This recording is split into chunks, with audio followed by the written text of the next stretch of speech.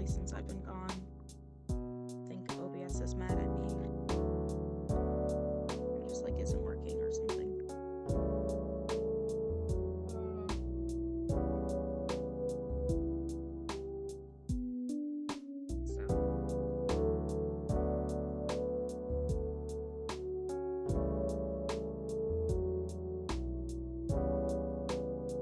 Dang. Dangarang. Ads really got you, huh? Let me just set up here.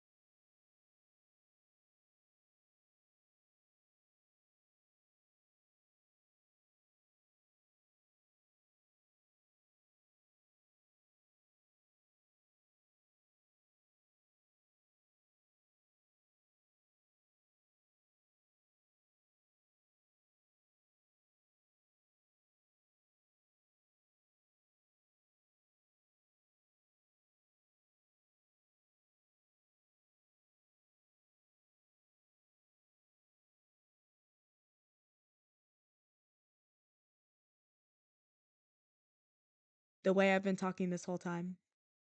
It's so to me. Wow. Um, I mean, basically I was just saying that I was awake throughout the night pretty much. And that even if everyone's like, "Okay, I got to go." I was like, "I'm just going to stream because it's so crazy I haven't finished this game yet." I'm going to try and get through it. And I thought nobody would be here.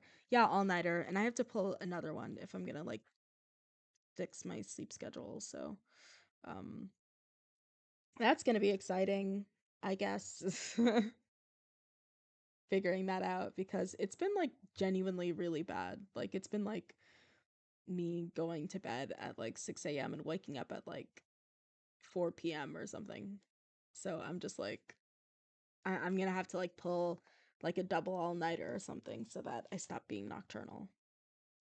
Um, you shouldn't sleep somewhat late. Yeah, go to sleep at a proper time. But the thing is, I have not. I should have like rewatched my last playthrough, like 2 to 4 a.m., sometimes 5. Yeah, that's about normal for me. but it's been like really, really bad. Like sun is completely up. Uh, but so I'm like, okay, um, let's stop being a bum and do something about it. But yeah, I'm like, oh, wait, okay, I don't know why that happened, but I'm like, oh, wait, no, I'm not hearing game audio. That is a problem. Oh, and I had a bit of controller drift. Let's see what's going on. There's no input.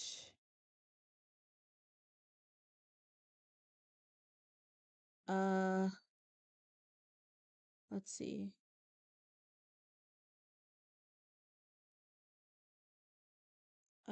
It's been a good year since you graduated. Oh, congratulations. At source. I'm so sorry. Everything is so like, what's the word? Everything's so, um, there we go. Bootleg. Oh gosh. See, this is,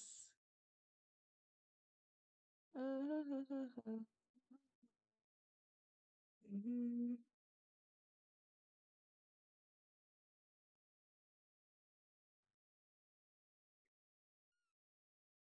Yeah, I'm like, I don't remember all of my information. Documents providing an overview of the IS-7 incident.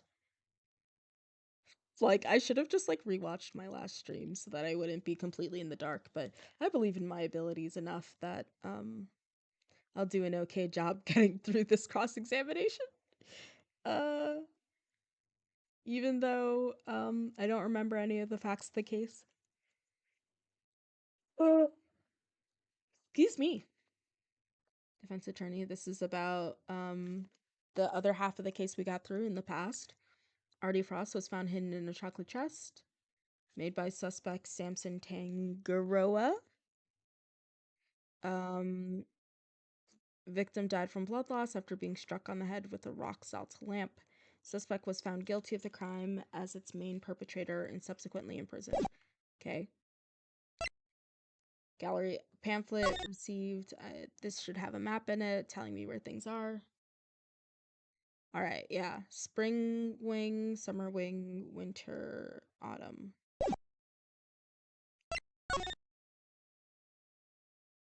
Wait, what does this say? Winter wing statues matching those made by the victim 18 years ago. This is the winter wing photo. Okay. Pisces statue sketch. A sketch by Larry depicting the Pisces statue exactly as he saw it.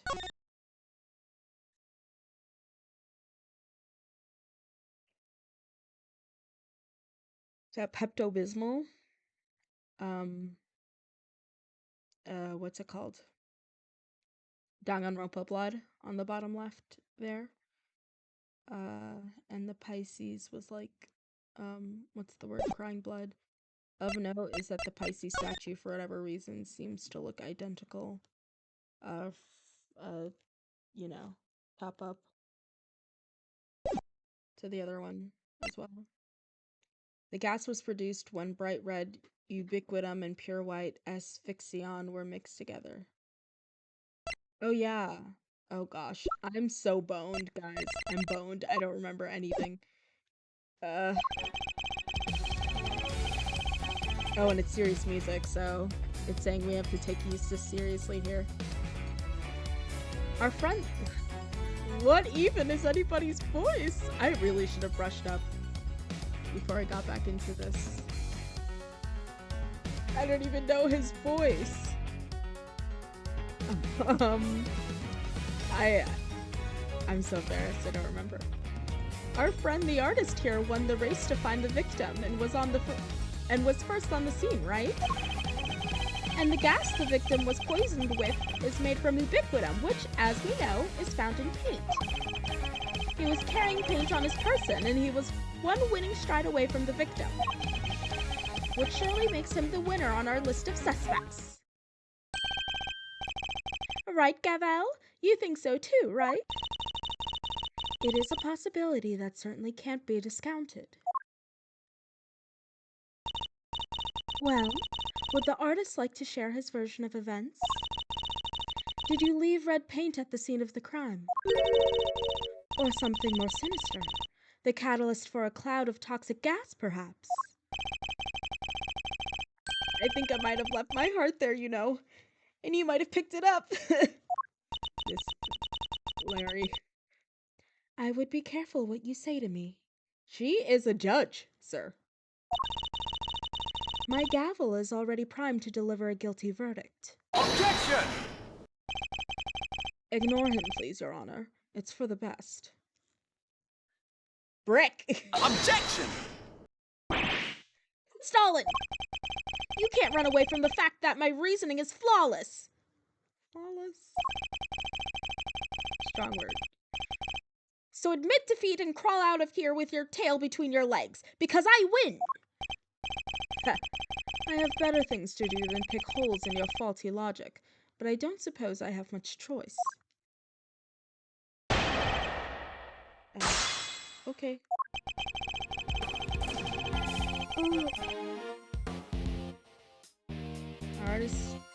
Our friend the artist here won the race to find the victim and was first on the scene, correct? That is correct.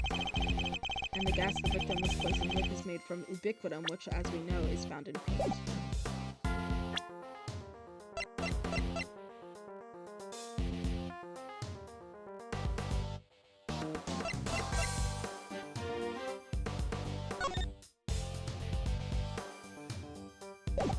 He did have use blowtorch. There are signs it was used just before the police arrived, possibly to heat something. In this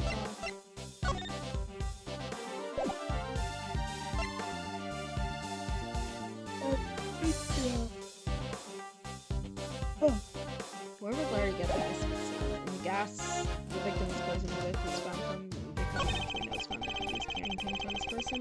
He used a win-winning stride away from the victim. Surely makes him the winner on our list of suspects.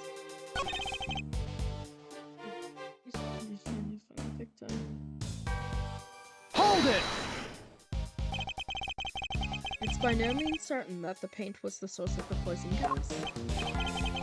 Well, it's by no means certain it wasn't either. Was that supposed to sound clever? Copying Mr. Edward's speaking style isn't a shortcut to looking cool, you know. You make it sound as if there's something wrong with how I speak. Anyway, to bring it all home, my winning deduction shows he had paint and he was closest to the victim.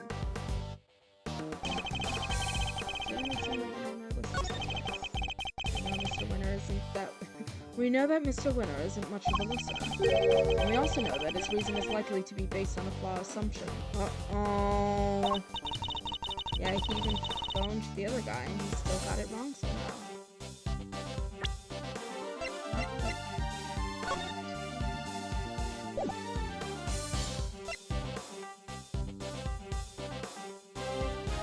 This is not good when I've been away from the game for over a month.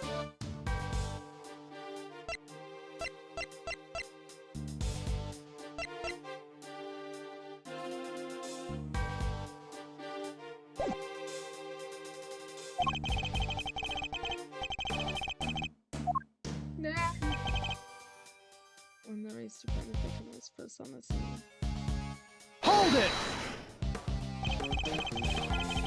I'll be the first to admit that he's something of a suspicious character. Objection! First to admit? Are you trying to beat me to it? But you can't, because I'm the winner. I'm the first rate, always. Huh? I'm a first-rate artist, you say? Larry, I don't need you to make any more convoluted. I don't need you to make this any more convoluted than it already is. Please, Mr. Winner, just continue. The gas the victim was poisoned with is made from ubiquitum, which, as we know, is found in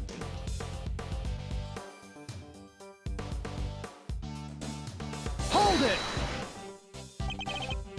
Is it indeed? It seems it's found in a number of everyday products. Right, which makes your friend's paint pretty darn suspicious.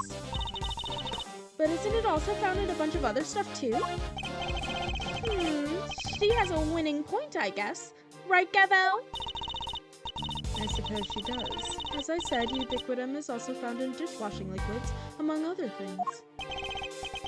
In other words, paint isn't the only possible explanation. No! But just listen to the rest of my amazing deduction, will you? He's carrying paint on his person. He was the one who shot the victim.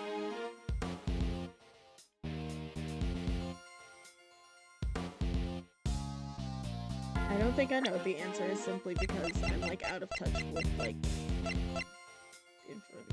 sketch by check this.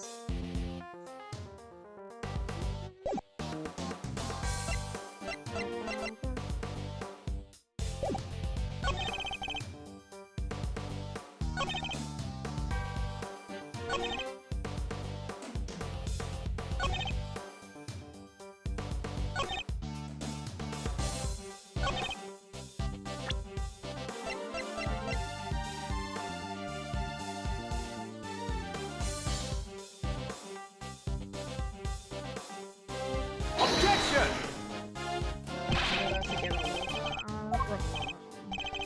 Since I don't remember all the facts. But I think it has something to do with it. It's like, well, where did he get asphyxion, right? When my judge gets up and people might be able to get the judgment. When the gas that was poison was made from the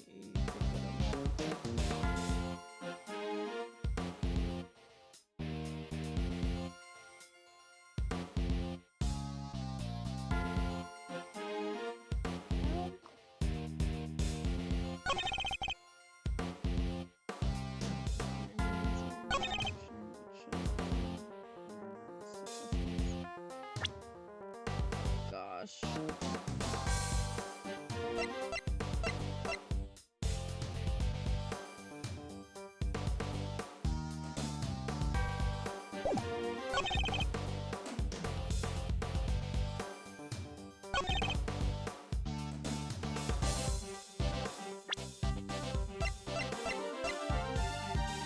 Objection!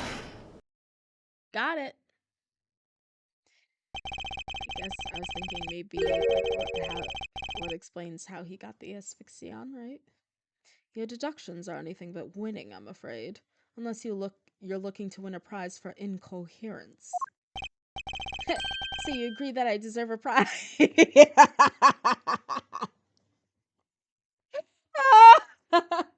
We all need to be a little bit more like Eustace, I fear. We need like to have this level of you know, self-confidence, I think.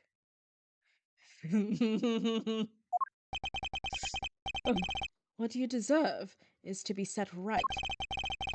The gas came from within the case containing the sculpture of Pisces.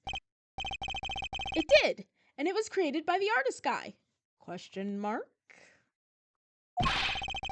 With the red paint that we know is full of ubiquitum. Ubiquium, I bet. Allow me to offer you a bit of advice, one prosecutor to another. It always helps to listen carefully to others. The gas is created when ubiquitum is mixed with another substance, asphyxion. Paint containing ubiquitum alone wouldn't create any kind of gas at all. It wouldn't? He's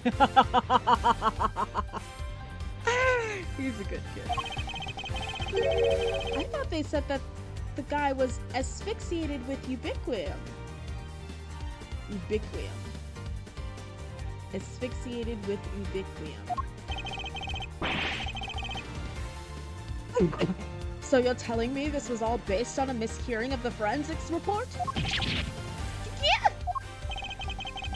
The gas had already done its work by the time Mr. Butts found the victim. Perhaps it's your own aptitude you should be worrying about. My aptitude? What does that even mean? You literally used the word 5 minutes ago. It means one's ability or how suited one is to a particular task, Eustace. And attitude, the other word you've misused only minutes ago as well, is another thing entirely. Oh, you mistook aptitude for attitude? I get what you're doing. You're making fun of me again. What I am doing is demonstrating that you do not have the aptitude required to head up this investigation. Overruled. Before you go any further, you might wish to consider some of the flaws in your own statements. And what flaws might those be? Firstly, that you cannot prove your artist friend did not enter the Autumn Wing. Firstly, that you cannot prove your artist friend did not enter the Autumn Wing. And secondly, that you cannot prove the red paint did not have something to do with the crime. But the paint isn't important on its own, surely. What's important is the combination of the red ubiquium, with white asphyxion. How exactly were the two substances introduced to one another? Surely we need to figure that out before anything else. Indeed we do. And that is what Eustace will be investigating next. Or what he would already be investigating had you not been here making needless trouble. We are not here to make trouble. Quite the opposite, in fact. We're here to help. Are you saying you know how the gas was made? I don't believe you. I can certainly point you towards a vital clue as to how it was done.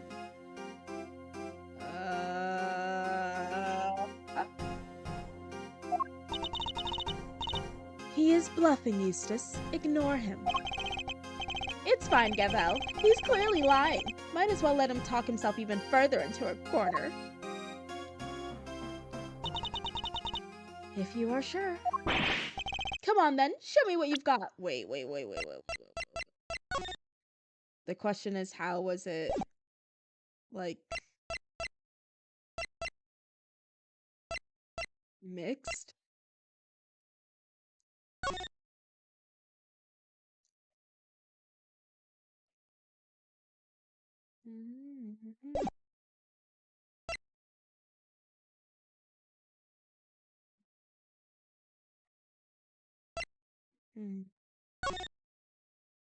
My thing is I see it at the bottom here.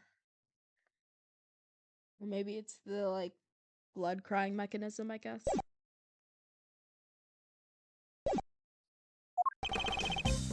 Shows how the gas was created, huh? Uh-oh.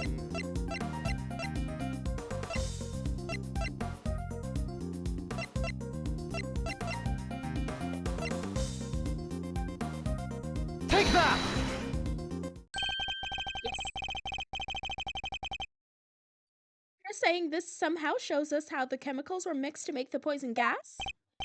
That's exactly what I'm saying, yes. Thank you for noticing. Oh, the snarky. Well, they do say I have a good eye. The red tears Mr. Butt saw. That was the ubiquium. What? Wait a second. You're saying the statue cried the stuff out? What, so our culprit is some kind of evil spirit? How much time am I going to have to waste talking him through this? How much time am I going to have to waste talking him through this step by step? The red tears alone would not have been enough to create the gas. They must have mixed with something else inside that case. What evidence do you have that that's what happened? The evidence is right here in the sketch I just showed you.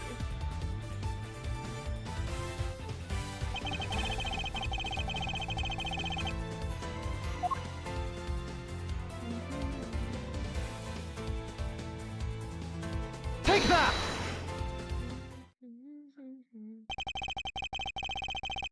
Observe the pool of pink liquid beneath the Pisces statue's glass case. This clearly shows that the two chemicals mixed. Wait, I don't get it.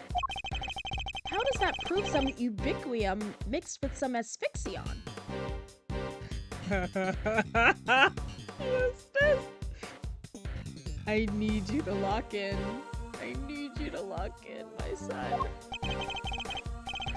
We have an artist with us. Why don't we ask him?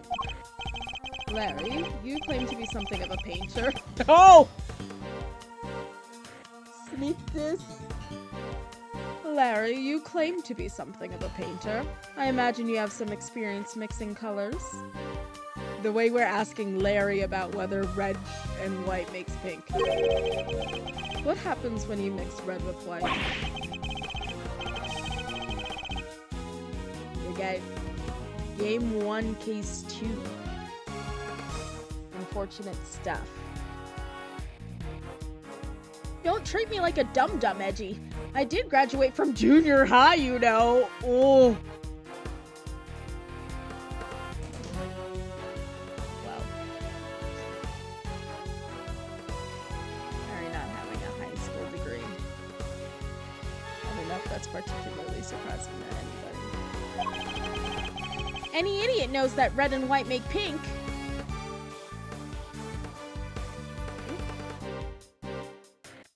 Display got a little funky. There we go. I mean, there's variations. You got your rose pinks and your baby pinks. Hold it! That will be more than enough, thank you. Rose pink?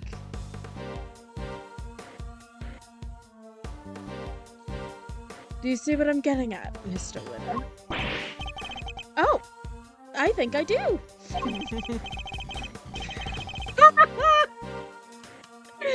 Ubiquium is red, asphyxion is white. Mix the two together. What is he, 17? Yeah, you're old enough. And you get pink. That's what the pink liquid is. Uh-huh. He's so baby-coded. Boy failure. Yes, very good. We got there in the end. Yes. Interesting. I think he finally convinced him. Overruled. Mr. Edgeworth, you have raised a possibility, nothing more. We cannot know for sure this shows the result of the two chemicals having mixed. And besides, the sketch you are attempting to enter as evidence was drawn by a suspect. How can we possibly hope to rely on its veracity? Hey!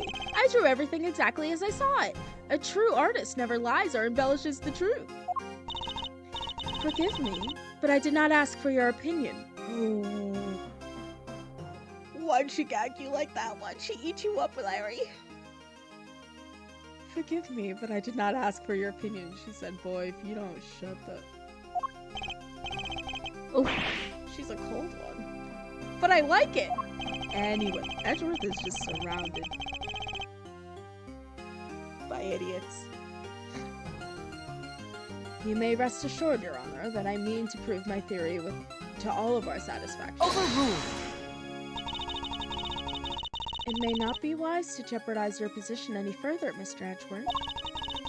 Especially as there is another question to which you have yet to provide a satisfactory answer. How can you prove that this man did not enter the autumn wing? Until you are able to, there is little more to discuss.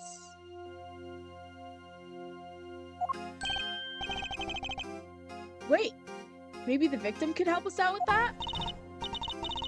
Mr. Gusto, he is still unconscious and in critical condition. He is? Oh. You know, Gumshoe, I appreciate you trying though, man.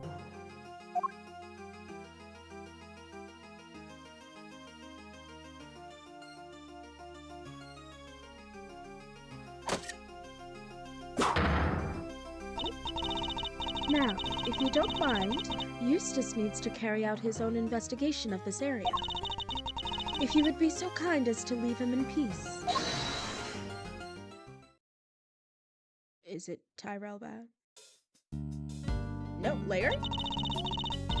For the presiding judge's sake, I pray to the goddess that you need not ever be summoned to testify. Oh my gosh! That's a threat. For the presiding judge's sake, I pray to the goddess that you need not ever be summoned to testify. Now then, is there something you wish to say, Mr. Artist? If you could just hold that pose for a moment there, Miss Ice Queen. I am Justice Verity Gavel, and I would be grateful if you would dispense with the childish epithets.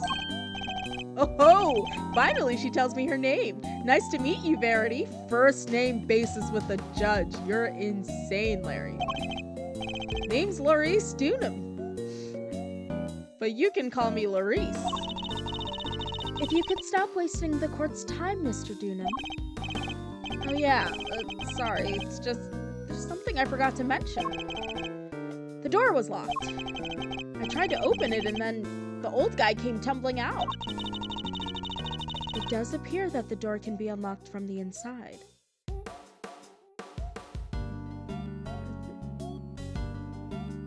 Most doors can be unlocked from the inside. Why wouldn't a door be able to unlock from the inside? If a door cannot unlock from the inside, that is like a red flag. Like, the whole point is you're supposed to be able to lock things from inside. You can also lock them from outside with a key, usually, but like... It does appear that the door can be unlocked from the inside. However, that does not necessarily mean that it was locked at the time as you claim. Without proof, your statement carries little weight, I am afraid. Objection! Well, as it happens, I can back our pal here up on that.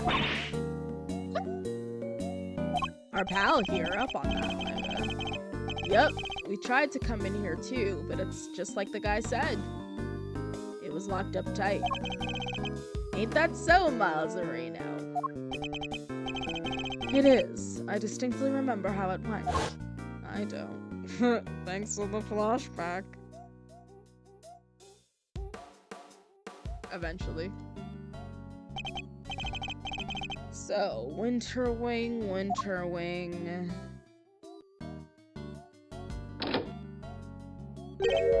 Huh? I don't believe it. It's locked. The gallery's open for biz, but the Wonder Wing's off limits? What gives? Prior to the incident with the gas, it was not possible to enter the room from the outside. Overruled! And what is it to say your suspicious friend was not here with the victim the entire time? Objection! The fact that he didn't suffer the ill effects of the gas. Search him for a gas mask if you like. I doubt you'll find one.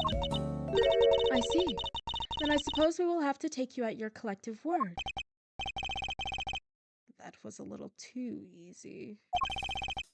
Well, Judge Gavel, do you accept that Mr. Butts is no longer a viable suspect? All this energy for an idiot. You do what you must. And that once again, Mr. Winner's deductions have fallen short of the mark. What are you talking about? I just need some more information, that's all. You can't blame a guy for being a little hasty with his deductions. Yes, you can, as a matter of fact. I've played as Phoenix Wright. I know you very well can blame a guy for being a little too hasty with his deductions. You know, it's not cool for a prosecutor to be saying stuff like that, right? Very well. Then perhaps we should call our next suspect? Mr. Donham, you may step down from the stand. Huh? Go, you mean? But I was enjoying our time together, Verity. Let me stick around, please.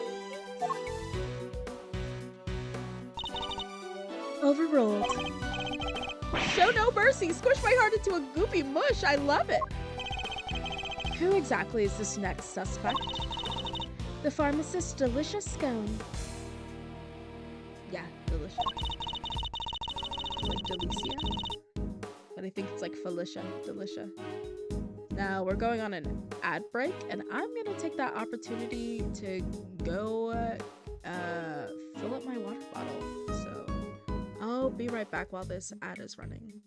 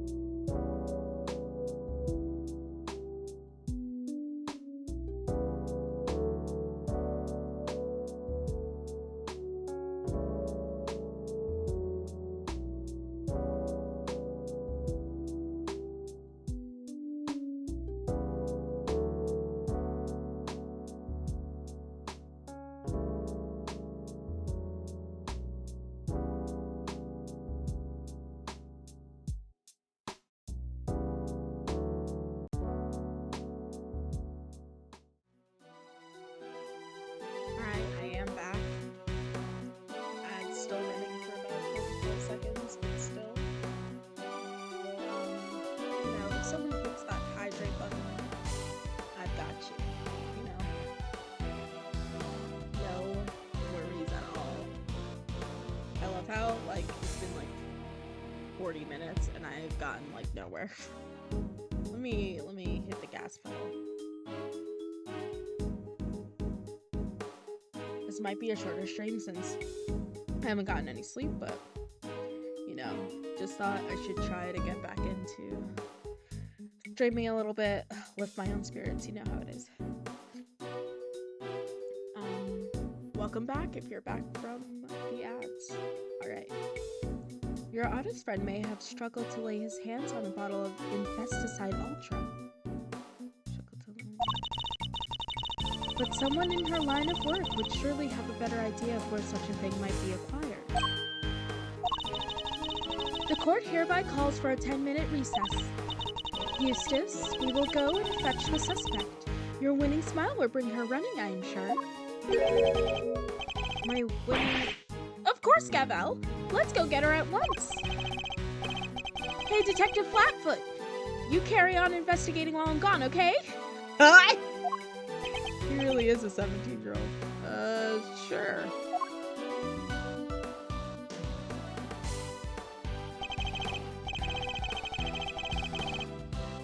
Is it possible?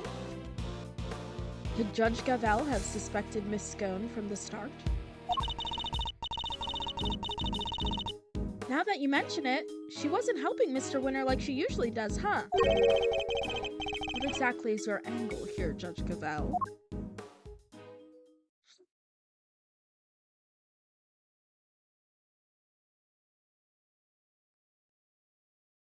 Oh my gosh!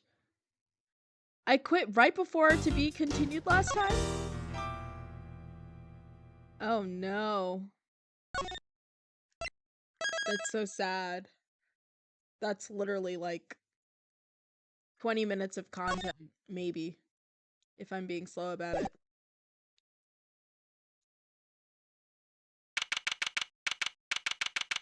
Which I am, right now.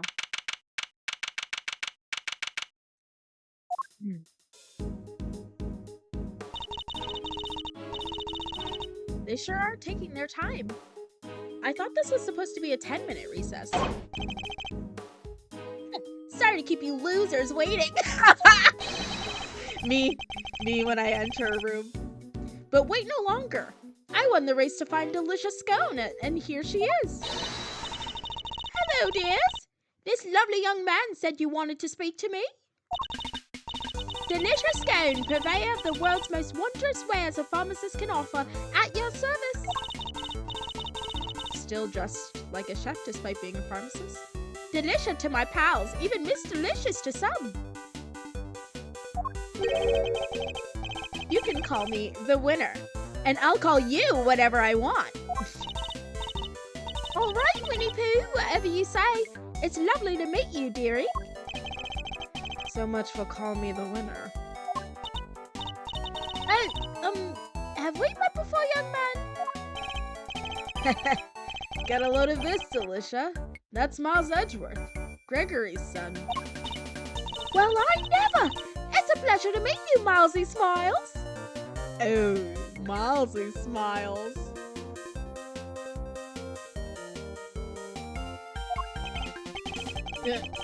You must address me by my given name. Just Miles will do. By my given name. You're so used to people calling you Edgeworth.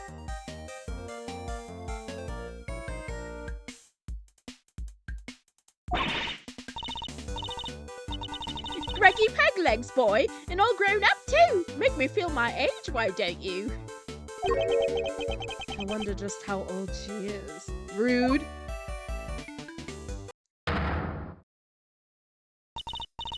Eustace, I believe we have some questions for our pharmacist. Oh yeah! What brings you to the gallery today, Miss Scone? Why, I came to see dear old Moody Judy, of course. We've been fast friends for 18 long years, and no one's going to stop me from visiting her now. I understand that you helped look after Mr. Gusto.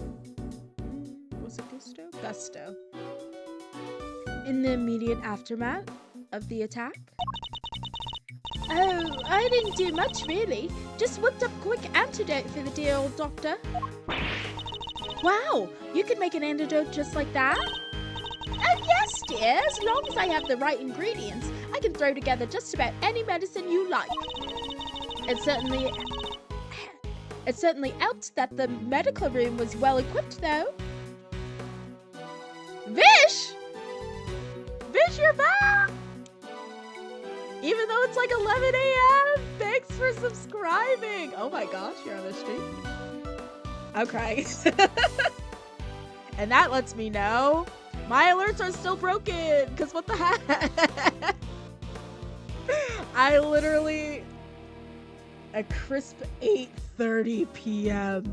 You're like, oh, I'm just like eating dinner while I watch. Meanwhile, you missed the lore that I didn't sleep last night. You got gifted a 3-monther from someone. You literally had ramen for dinner. Ah, I'm so jealous. I want ramen so bad right now. I like bought a bunch and someone in the house clearly just like ate it. So now I have to go buy more, but I'm like too lazy. I'm in hell.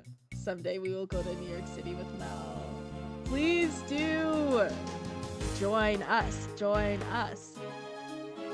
Milana and I just like eat sushi. We eat fancy desserts when we go out. It's very cute. Please come. Yeah, we did. I can't even lie. That was so good. We just like, I felt really bad because Milana's like, YOLO, bro. Whatever. Let's just order the sushi. That shit was good. And then we're like, okay, we ate the pricey sushi, and then we're like looking at the dessert like, maybe we go. Why earn money if you can't spend it on food, right? That's sweet, sweet Nintendo check. But like, I'm really grateful. Like right now, I don't have a job, but I'm like, getting to eat good food with a good friend is like so lovely. And you will come to New York City and we will eat good food. Yes. Yeah. Right? That's real. I hope you enjoy the rest of your ramen. I will join you eventually. I will go out to Dollar Tree, buy ramen, take it home and make it fancy. And I'll eat that. But like after I'm done streaming. But thank you for lurking.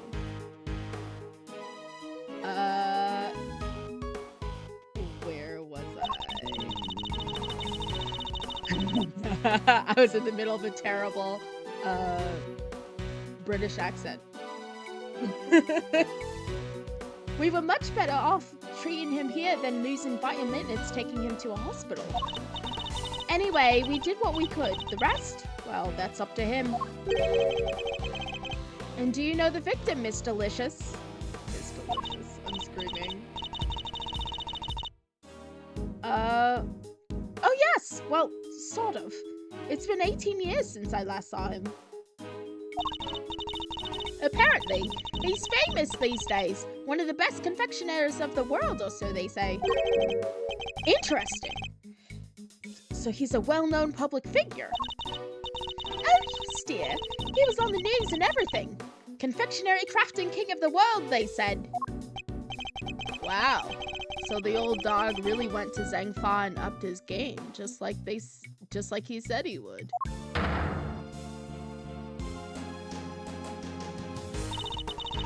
Perhaps if we could proceed to the matter at hand, Miss Sko. Are you familiar with a substance known as Infesticide Ultra? Of course, dear. You use it to get rid of you-know-whats. Oh, it's awfully strong, though. That's why they don't sell it in the shops. Might I ask what you mean by you-know-whats? The little blackers that frighten the life out of the poor, innocent ladies like yours truly, that's what. Ghastly little creatures, running around people's nice clean kitchens and terrorizing them. Oh, I get it. Those. They're leaving it up to your imagination. Infesticide. We're either talking roaches or rats. Rather mice. Rats should not be in your house. If rats are in your house, you have a serious problem. Thank you, Miss Scone. One more question, if you don't mind. Are you aware of what happens when the chemicals asphyxion and ubiquium are combined? Oh, yes? It's right there in the Infesticide Ultra instructions. Do not mix with products containing ubiquium. Ever! Because if you do, they react with each other and make a horrible poisonous gas. What was it again? Effects of inhalation include respiratory complications and, death! And poor old Gusty very nearly didn't make it. To make that much gas, you need to... probably 50 milliliters of each chemical, I'd say.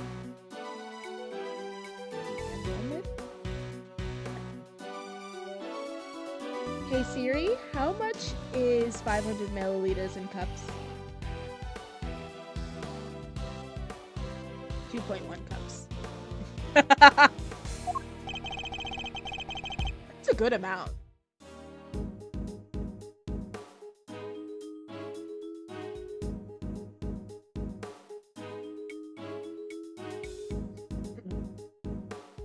She certainly talks like a skilled pharmacist. Yeah, and she uses metric units, which means she's a real pharmacist. Not me. I don't. The science I'm trained in is social science, so I don't use metric units. Even my GeoGuesser's set on miles and not kilometers. She certainly talks like a skilled pharmacist. Ubiquinum's awfully thick and sticky, and it heats up very quickly indeed. It's also a bright red and smells minty fresh. Oh, and cheap as chips. That's why they use it and everything. Cheap as chips? Like the fries? Asphyxion's more watery, and it's white in color.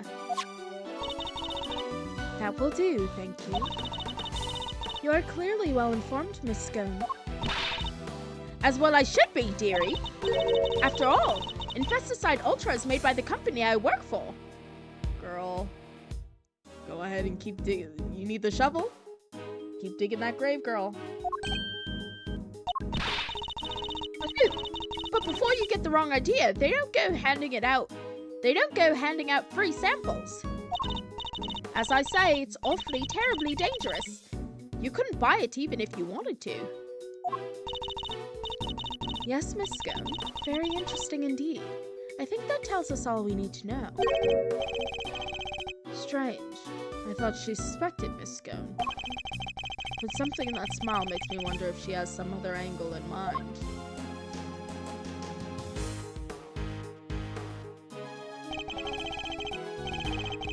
Visit Detective Flatfoot. Any developments to report? Yes, sir. Turns out the sculptor's glass display case is open from the top. Huh, that's rather unusual. And the temperatures inside can be adjusted too, all the way down to 0 degrees. I'm assuming Celsius. The Pisces case was kept at 26 degrees. Dang near got my hand stuck to it. We're lucky you escaped alive. Anything more relevant to the case? I don't know why that's so funny to me. Like he's concerned for Gumshoe in this moment. Yeah, they found something on the underside of the top part of the Pisces case. Traces of ubiquium. Oh, now we're talking. That's odd. If there was ubiquium stuck to it, it should have stayed stuck. After all, at 26 degrees, it would have been frozen solid. It would, huh? So, how did things wind up as they are now? You're the prosecutor, sir. I think Kay might be able to help us figure out just that. Or at least, Mr. Thief might. Heh, you guys are that desperate to get on my good side, huh? Fine. I don't know what the heck you're talking about, but take it anyway. I can't believe I'm taking orders from this guy, but whatever. Anything for the truth. Overruled. Before you get too carried away, the goddess of justice has no need of your help. We will find the truth ourselves. Youch! Why so frosty, Judge G?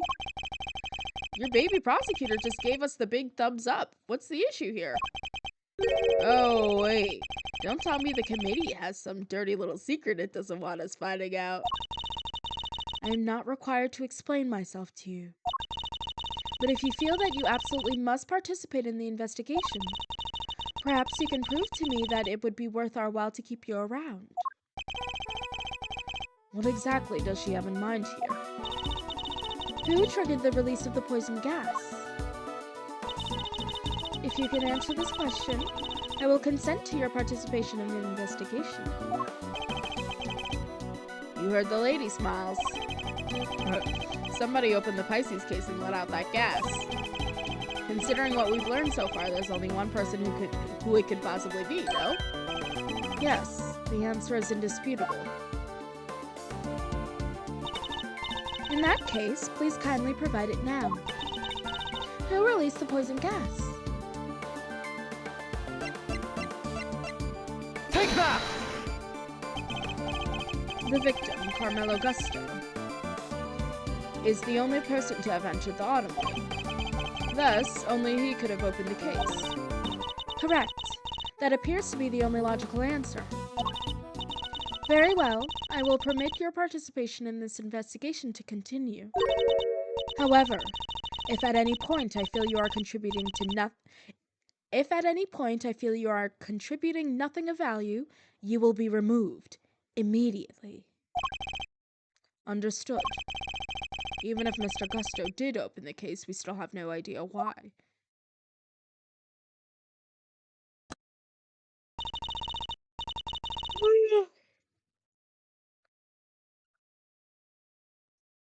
Excuse me. All right, Mr. Edgeworth, tell me what you want to see. Let's use the data we've collected to recreate the scene before the poison gas went off. On it!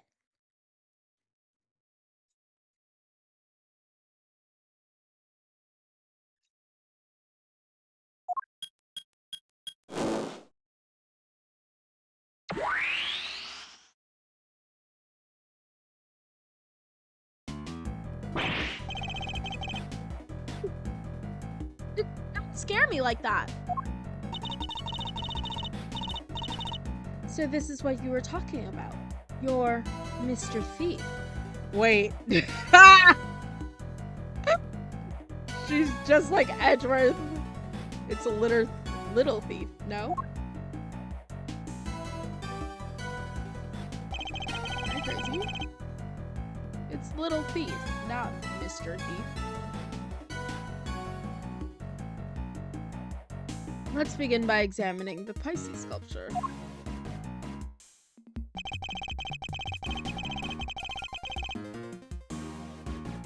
There's a generous amount of ubiquium frozen to the underside of the top part of the case. Yeah, which is what's keeping that lid on real tight. The actual glass lid is all cracked though, right? So somebody really went to town in your little house there, huh, Pisces? And do we have any idea how the glass lid might have come to be so cracked? Well, it doesn't look like the outer facing side of the glass suffered any damage. I see. So we have a cracked piece of glass that we know was ice cold on its inner facing side.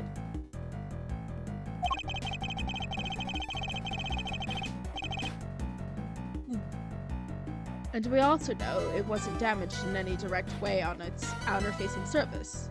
Thoughts? Ice cold. Ice cold. Makes me think of the way you glare at people, sir. You're not wrong. Cracks.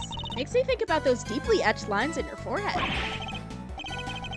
It was cracked by heat expansion. Applying heat to ice cold glass from the outside will cause it to crack.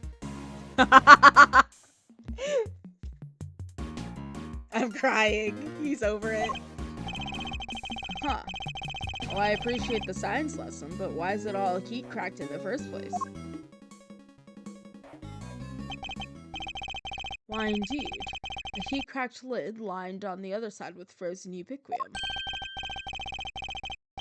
You look like the cat that got the cream, Mazzarino. You know what happened, don't you?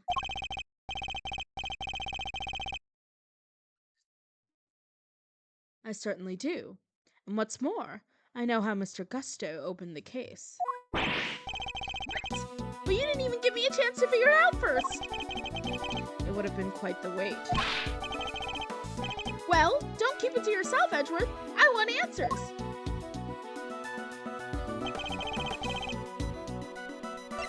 Take that! The blowtorch showed signs of having been used recently when it was found here in the autumn wing. I think it's likely that it was used on the glass lid, causing it to crack. A blowtorch? Who uses a blowtorch to open a glass case? Oh, I get it! Mr. Gusto was trying to melt the frozen ubiquium so he could open the lid. Indeed. You beat me to the answer by a second!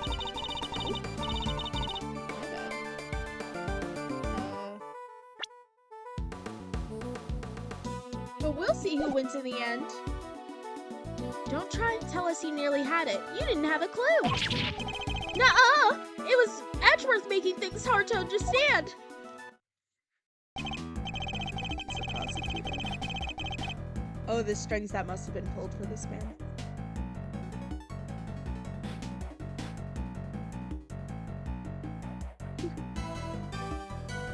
Hey, would you mind updating the recreation so that Mr. Winter can follow along too? Sure, just for him. Alright, here goes.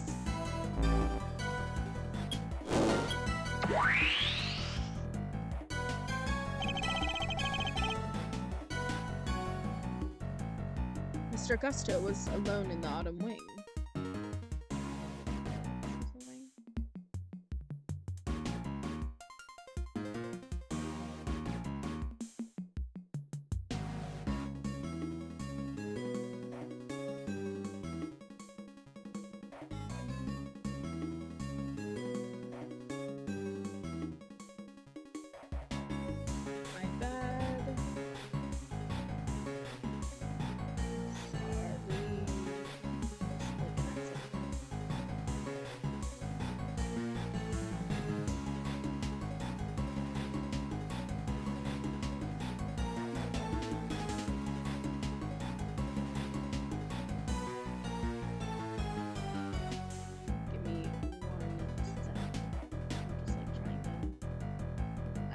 Something and I should not have clicked on it, and now I'm trying to get rid of it. It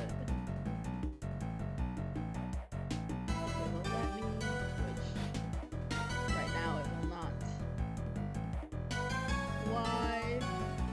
This is what I get for clicking around in things. Anyways.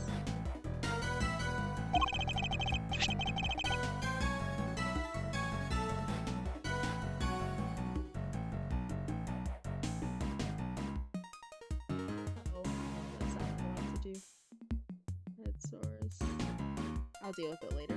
My bad. And while he was here, he used his blowtorch to melt the frozen ubiquium on the other side of the lid. Uh-huh. And? That's horrifying. As the ubiquium melted, it mixed with the asphyxion that was already present inside the glass case.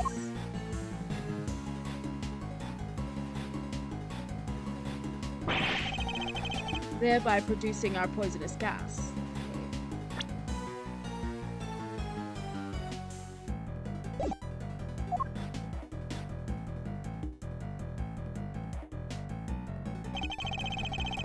When Mr. Gusto had finally managed to open the lid, he would have released the gas and poisoned himself.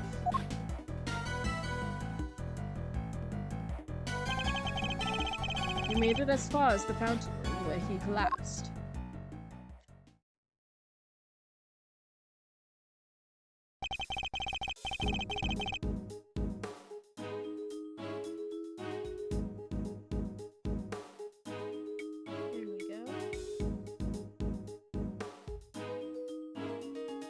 So he opened the case and out came the gas, huh?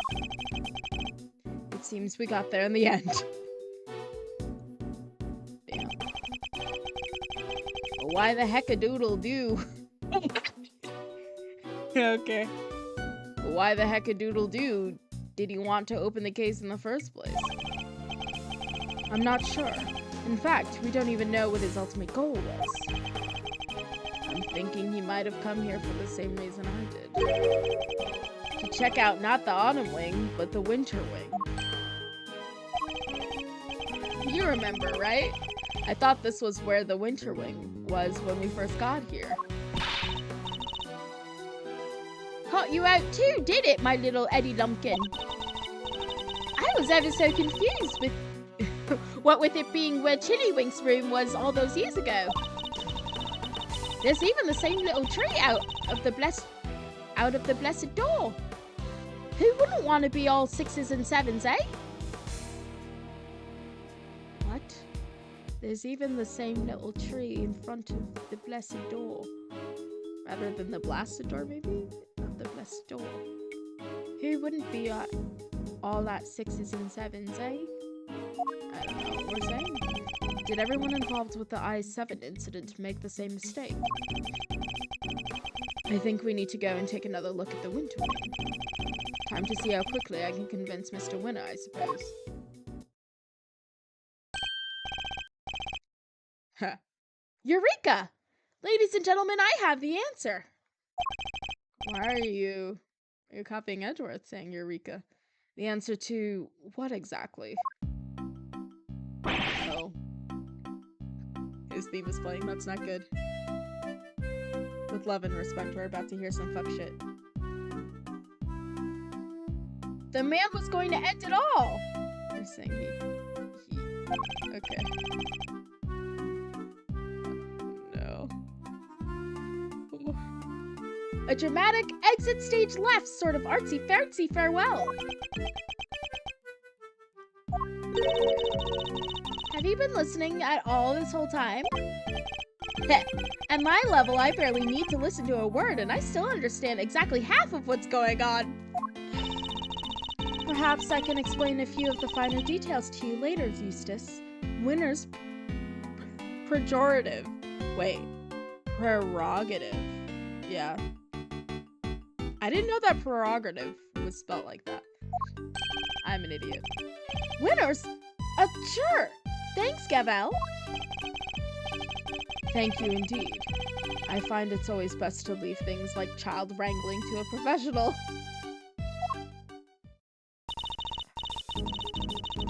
In the meantime, don't you have something to tell Mr. Edgeworth and his friends? Oh yeah, I totally forgot. What is it now? I took the liberty of investigating our friendly pink pharmacist here. Our friendly pink pharmacist here. Or rather, I had one of my underlings do it for me. That's nothing to brag about, you know. Just shut up! Can't you see I'm talking? Anyway, let's put a pin in my suicide theory for now, yeah? Which don't ban me. I have something more important to tell you. It's, It was Miss Delicious who set up the poison gas trap. Yeet! How could you say that? Wait, why did I sound like that? How could you say that?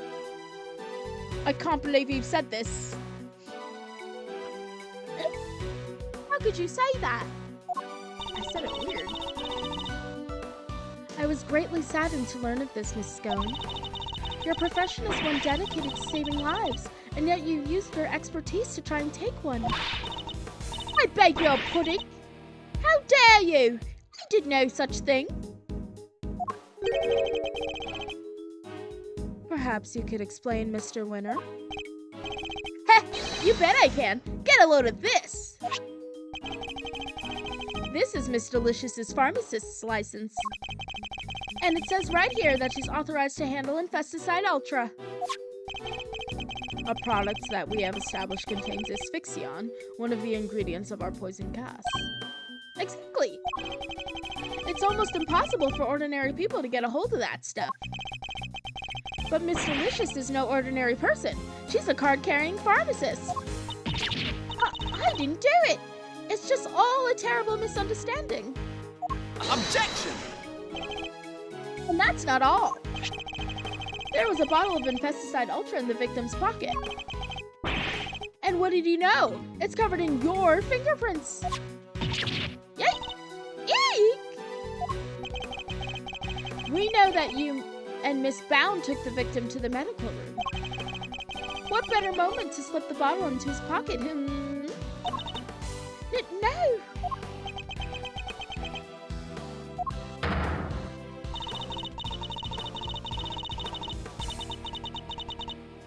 was only one person on the premises licensed to carry Infesticide Ultra, and that was you, Miss Scone. Furthermore, you are acquainted with Miss Bound, the owner of the gallery. Furthermore, you are acquainted with Miss Bound, the owner of the gallery.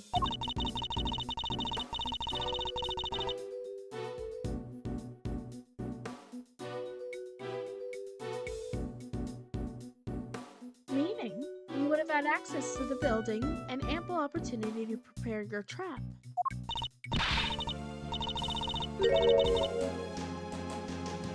No, dear, listen, you don't understand. That Infesticide Ultra was stolen from me. Lying will only lengthen your sentence, Miss Scone. I'm not lying.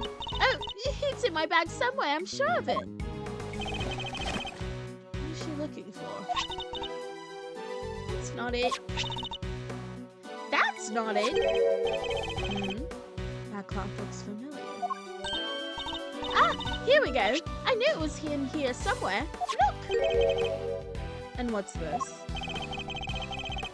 There's something written on it, I think. April 1st, complaint filed, offense, theft, item stolen, Infesticide Ultra 1 bottle. It's a crime report relating to a theft. A what? Say, you silly billies, I told you somebody pinched it off me. A week ago, no less. By which you mean to say that it was not in your possession at any point today? That's exactly what I mean to say. I think the bottle you found must have been the one I lost. I always have some in my medicine bag, just in case, you know? And I'm supposed to keep my bag locked up tight, but, well, I'd forget if my head wasn't... I'd forget my head if it wasn't screwed on. And now, thanks to silly old me... What accent am I doing? And now, thanks to silly old me... Ugh, that's like weirdly southern. Silly old me. Oh, silly. Thanks to silly old me. Someone's gone and mixed up a cloud of poison gas with the stuff. I don't even know what accent I'm doing. And now, thanks to silly old me, someone's gone and mixed up a cloud of poison gas with the stuff. I see. Why on earth would you carry such a hazardous substance around with you? Like I said, just in case. You never know when one of them might appear. You mean the ghastly little creatures that run around? In nice, clean kitchens type of them? You could roll up a newspaper and whack! One and done! Psst, Gavel. What do I do now? Ah, of course. I think perhaps it might be wise to confirm the authenticity of the crime report, just to be safe. It can't hurt to verify Miss Scone's story after all. She may be lying to us. Good idea! Alright, I'm gonna go give the precinct a call. Don't go anywhere. She said it's time for the adults to talk. Let the kid hang out somewhere else.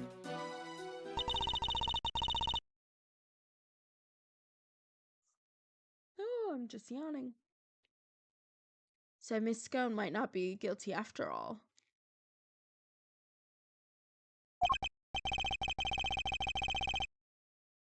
Indeed.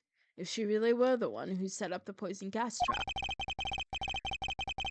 then I highly doubt she would have used a method that directly implicates her. So what do you think? So who do you think did it? Smiles. Someone with knowledge of the victim's likely behavior, and the time and the means to prepare. Two factors which point to a very specific person. What was it?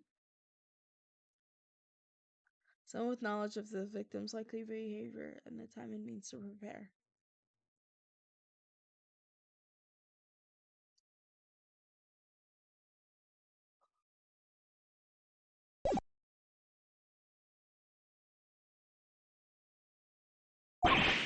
Oh my gosh. Is that my mod?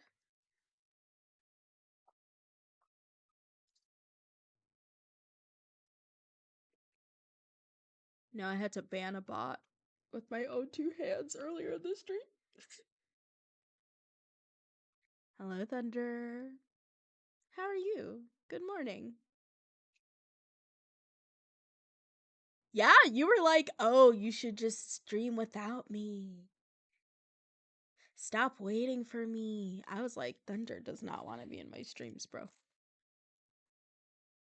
Thunder said, stop putting that on me, bro. Just go ahead and stream. I'm not trying to be there. How can I avoid your stream if you tell me before you're gonna stream? You've had big fish to fry.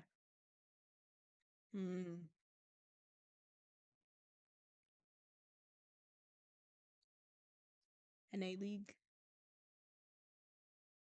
You got an X game 1 SWC.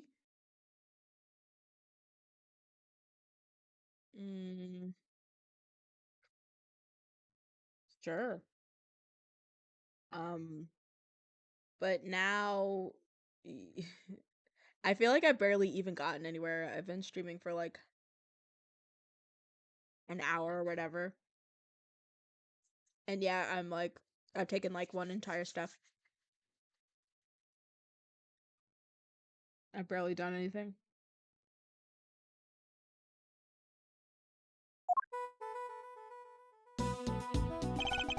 Oh no. And even worse, I didn't like rewatch all the stuff, so I'm just like kind of raw right now. It's pretty bad. I feel like I don't remember the facts of the case because it's been so long. So I'm kind of like in trouble a little bit here. Who had the means to steal the Infesticide Ultra and dress one room up to look like the other.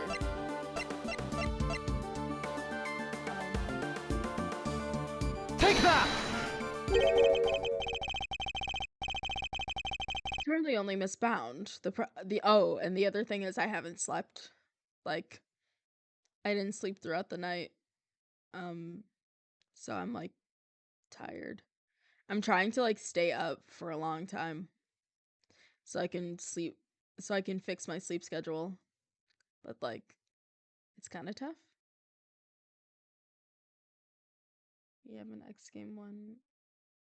I'm like, Splat World Series, like Splat World Series, but with a C. I was like, what's SWC?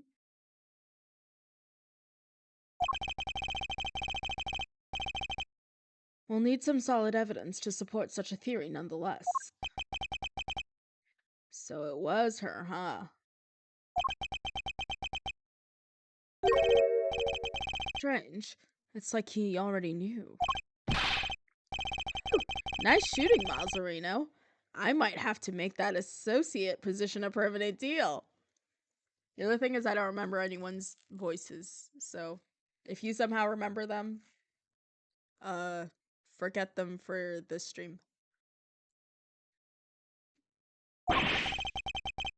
That is not what I was hoping for. Ahem! I'm back!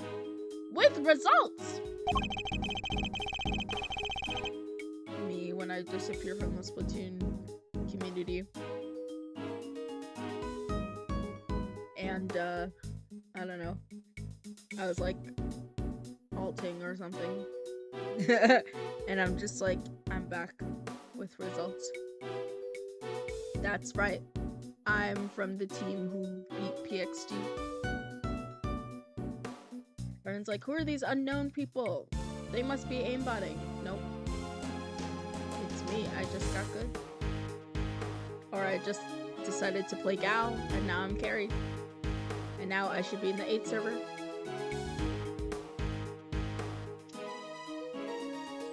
/J. I just realized they were actual alters in NA League, so I probably shouldn't be making alting jokes. you imagine?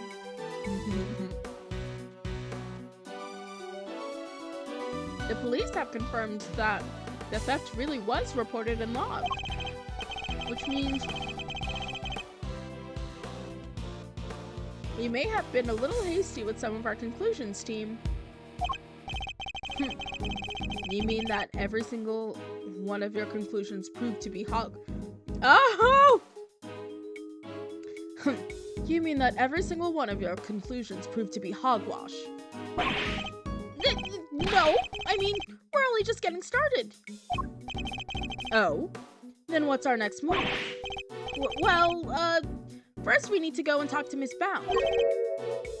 And then I'll think about what to do after that. Eustace. Mr. Gusto's real destination appears to have been the Winter Wing. Perhaps it would be worth having someone investigate that room more thoroughly. Oh yeah, we should totally do that. Flatfoot, go investigate the Winter Wing. Yes, sir. Gavel, we're going to talk to Miss Bound. Very good, Eustace. We'll join you if you don't mind. I do mind.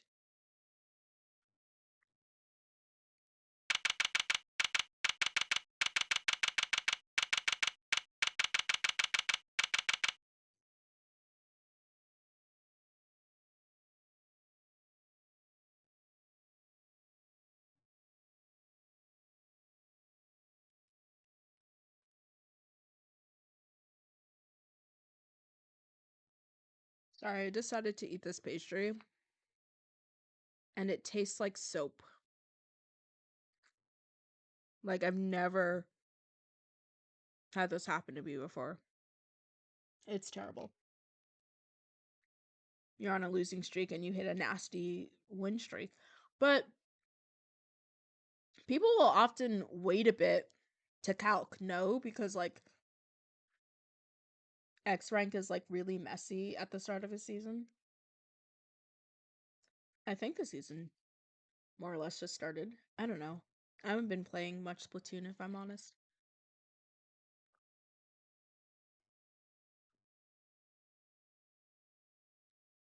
The rotations were bad, but you couldn't afford not to play.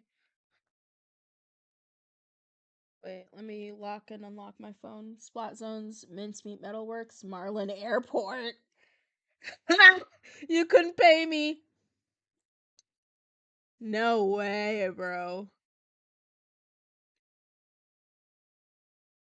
Check my DMs. Okay. I will receive that. Look at, I think Eustace is on the phone. Slop. I love Comp Slop. All right, you have your orders. Go talk to Bound for me.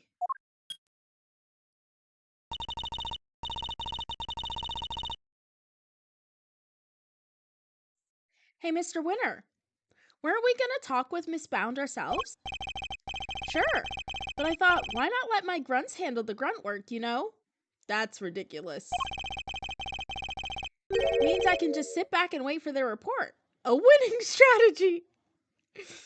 He's like CEO brained, bro. He already knows the CEO way. You spoiled little... Ugh, he's so exhausting. I need a break. Huh? There's something in the fountain.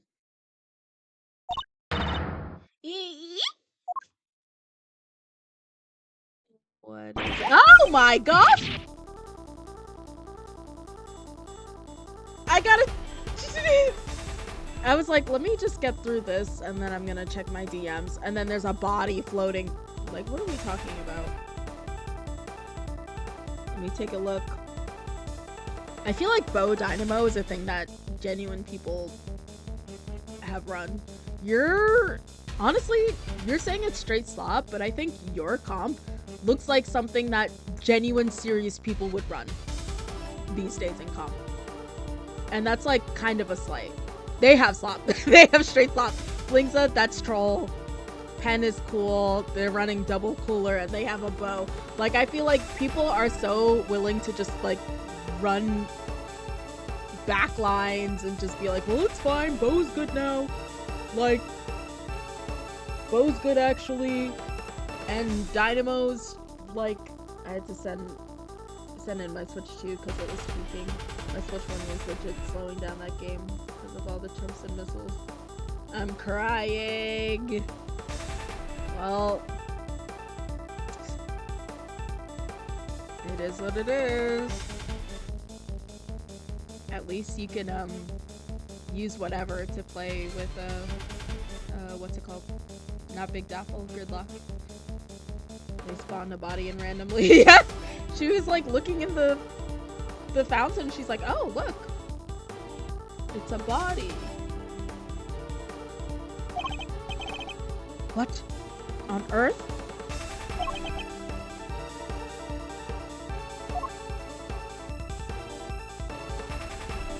Oh my gosh! Order!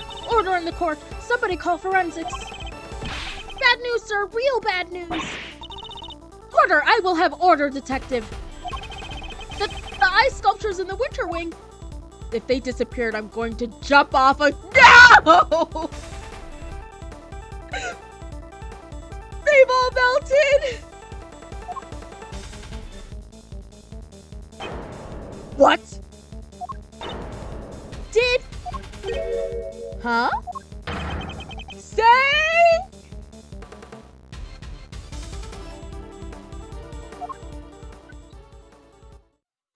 This is even messing up the sequence, bro. What is the meaning of this? Now we have 2 victims? I was literally thinking, I'm so tired. I might just have to end early because, like, I'm, like, kind of tired. But there's a dead body now.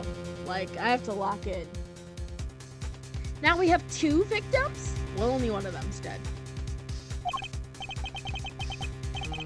Yeesh. Talk about deja vu. It's just like 18 years ago. Even the ice is melted again. Again?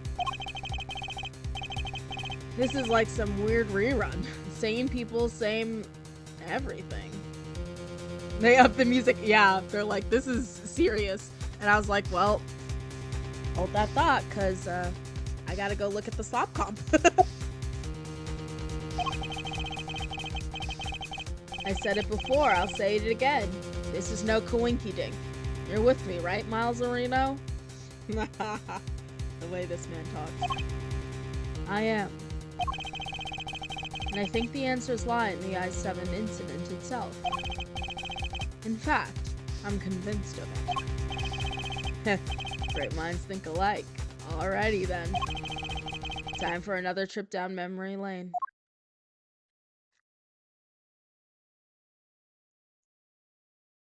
Wait, I hit another to be continued?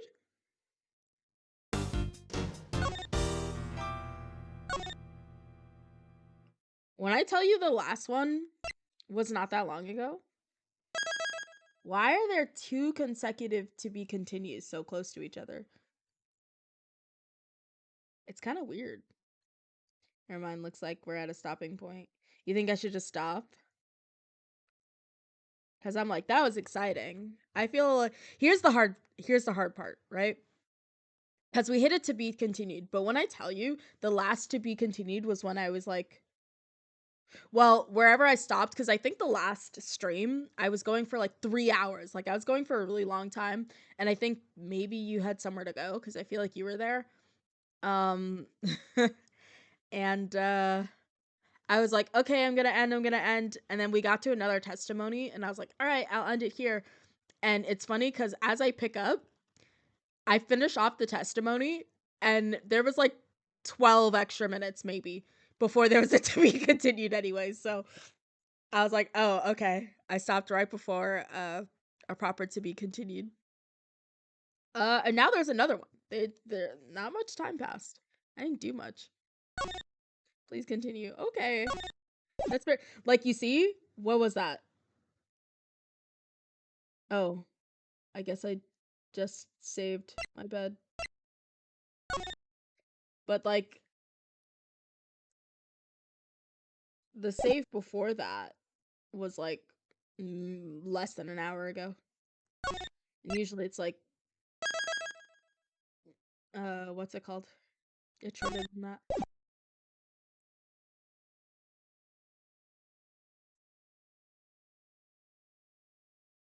Thunder, you should see the skincare I got. I still can't believe the IS-7 incident was Gregory's last case, or that it's been 18 years long years since. Show.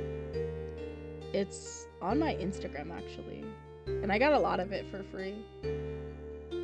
Pop-ups and exclusives. There was like a pop-up in New York City of like Korean skincare. And I bought like 4 things, and I got this like massive, like, actually I can just no, I can't because I don't have Discord on my phone at the moment. If you literally just like go to my Instagram, I don't know if you do, but all of my social media is exactly the same. So my Instagram's at SasuInUrPants.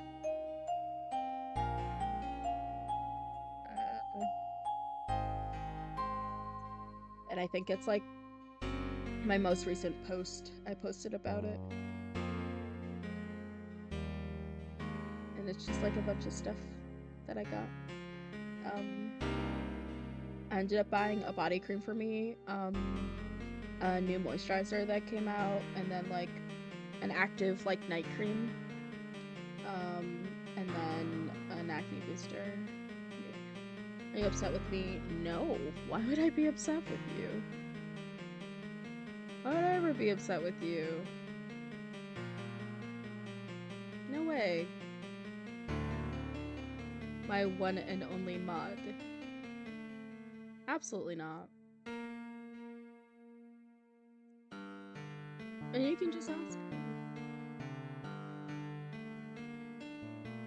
I still can't believe the IS-7 incident was Gregory's last case, or that it's been 18 long years since.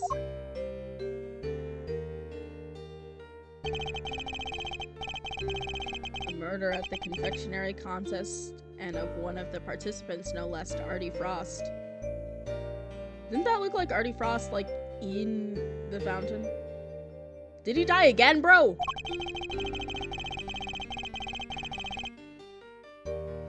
They pulled his body out of a treasure chest that was a part of I'm sorry, excuse me. They pulled his body out of a treasure chest that was a part of Samson Tangaroa's chocolate tableau. Every time I come up across this name, I'm like, Tangaroa. Which one did I decide on? And it was Tangaroa. Because his name is a reference to tango. Chocolate tableau.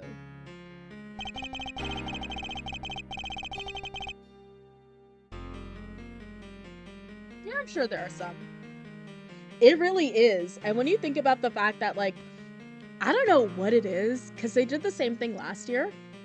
If you buy over 65, like, dollars worth of stuff, which you can get low-key with one product, they give you this massive bag of just stuff. It's pretty crazy. Let me see. Like, they're doing another, the pop-up I was at. They're doing another weekend. And also, like, I slept out. They did a thing where they're like, oh, like, first 100 people get, like, a special bag of extra stuff. And I was like, I'm not doing anything. I don't have a job. Whatever. And I got in line and I slept out. To get the extra stuff. Which is, like, crazy. The only thing is that, like, being able to go to the bathroom is, like, kind of crazy. Like, finding a bathroom that's open at, like, 3 a.m. is, like, so tough. In a negative way. But yeah, they give you like 1, 2, 3, 4, 5, 6, 7, 8, 9, 10, 11, 12, 13, 14 products. What's so crazy about, now I'm just talking about the pop-up, but basically this pop-up is like wild because these items are literally like sold at the pop-up, and they're like, a lot of them are just like full-size, like actual purchasable products. So I remember last year, because they didn't tell you beforehand what was like in the $65 and above bag, you would buy something, you'd be like, oh, this is interesting, and then you buy it, and then they give you your bag for surpassing $65, and you just fully have a duplicate of that product you spent money on in your bag. It's like $280 or something, or $250 worth of product that they just give you for free if you spend 65 bucks. Don't New Yorkers wear diapers to see the New Yorkers? Baby, you know everyone going to see that damn ball drop. 99.9% of them are not from New York. Like, let's be real. That is not us. As a matter of fact, we're like, you gotta get home before the trains are like nasty. But yeah, I have all this skincare. Where do I go for it? Yeah, I just watch it on TV. If that. Sometimes I just fall asleep. But I like to watch it on TV when I'm not like, or found a new spot. Yeah. I usually just watch the ball drop on TV. Like I assume everyone else. But I found out a lot of my friends who don't live in New York City don't watch the ball drop on TV. He'd been hit in the head with a large rock salt lamp and subsequently bled to death. Facts. Hi, Jules. Hello. I was thinking about you the other day. I think anytime I see someone looking really cute, especially if they're in like pastels, I'm like, how's Jules doing? Plus, now that we're like kind of officially in the summer, I'm thinking about your birthday. I always associate the summer specifically with your birthday. We found the hidden lamp inside the candy castle. Delicious. Yeah, delicious scone had made for the contest. But then, before anyone had the chance to investigate Mr. Frost's own room,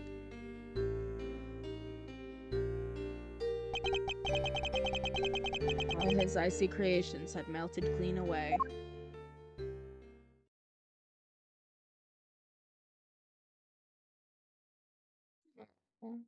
I love you, Jules.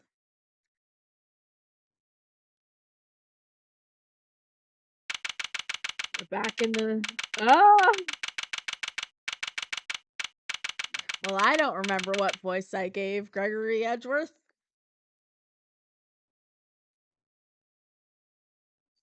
New Year's Eve, we're doing this.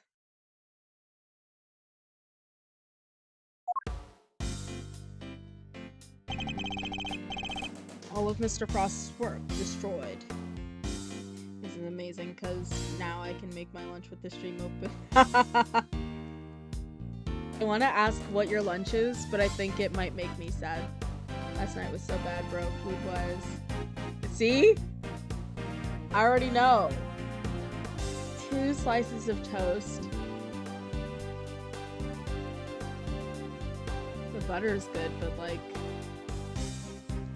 I don't know, like... I don't know. Surely there's something more hearty we can eat, right? Even like some fruits. Let's buy some fruits. Fruits can be cheap. Yeah, I'm thinking about, I think, what, the last time we hung out was when we went to Central Park, no? No, not Central. Yes, Central Park. It was on the Columbus Circle side. I remember because I, like, got a little lost. All of Mr. Frost's work destroyed. Oh, both New Yorkers. Yes. Actually, Jules even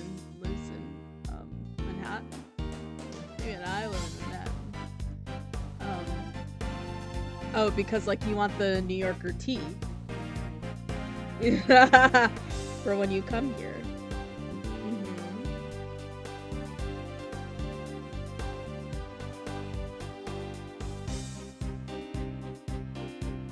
Oh. That you showed me. Oh, it's mad brick. If you say it's brick outside in July, yo, I can get a bacon, egg, and cheese on a roll with salt and pepper, ketchup, and a bev. Ketchup is crazy, by the way. What a ketchup! Ketchup is crazy. A bev. A bev is also crazy because you better go get that soda yourself. Where are you ordering? Bagel World, bro. Or where's that overpriced bagel place? Like Fulton Bagels or whatever.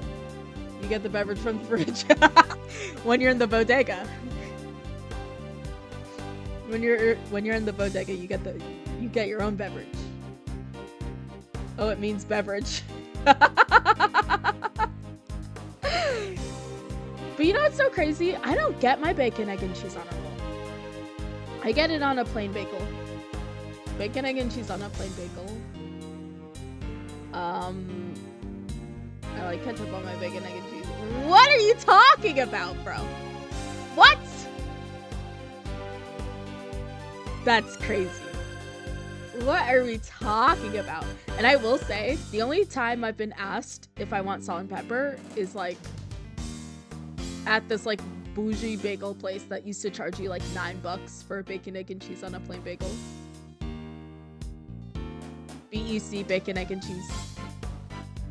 Bacon, egg, and cheese is the order. As much as people make jokes like, oh, like New Yorkers with their bacon, egg, and cheese, it's true. It's true. But I feel like, is bacon, egg, and cheese not the standard, like, literally anywhere? Like, I would think the bacon, egg, and cheese is, like... It's just like when somebody said, I think I saw somewhere New York style pizza, and I was like, what does that mean? And I looked it up, and I was like, oh, it's just pizza. It's just regular pizza, but of course it's regular pizza to me. I'm from New York. That's how pizza's just made. I saw someone order the bacon, egg, and cheese with the ketchup stuff from a POV on TikTok. Not ordering no damn ketchup on my damn bacon, egg, and cheese, bro. From a food truck! Okay. Sometimes in the morning, especially at Harlem, there's a lot of like food trucks, like breakfast food trucks. You can get the bacon, egg, and cheese, but I'd rather just go to a bodega, probably. And just like order that. I don't know. I trust it more, you know?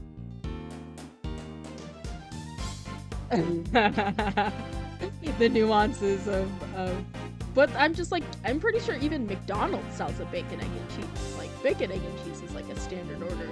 People are like, that's what they get in New York. But I'm like, isn't that what they get everywhere? And not a random POV TikTok. Because I don't even like ketchup on eggs. Or a deli. Yeah.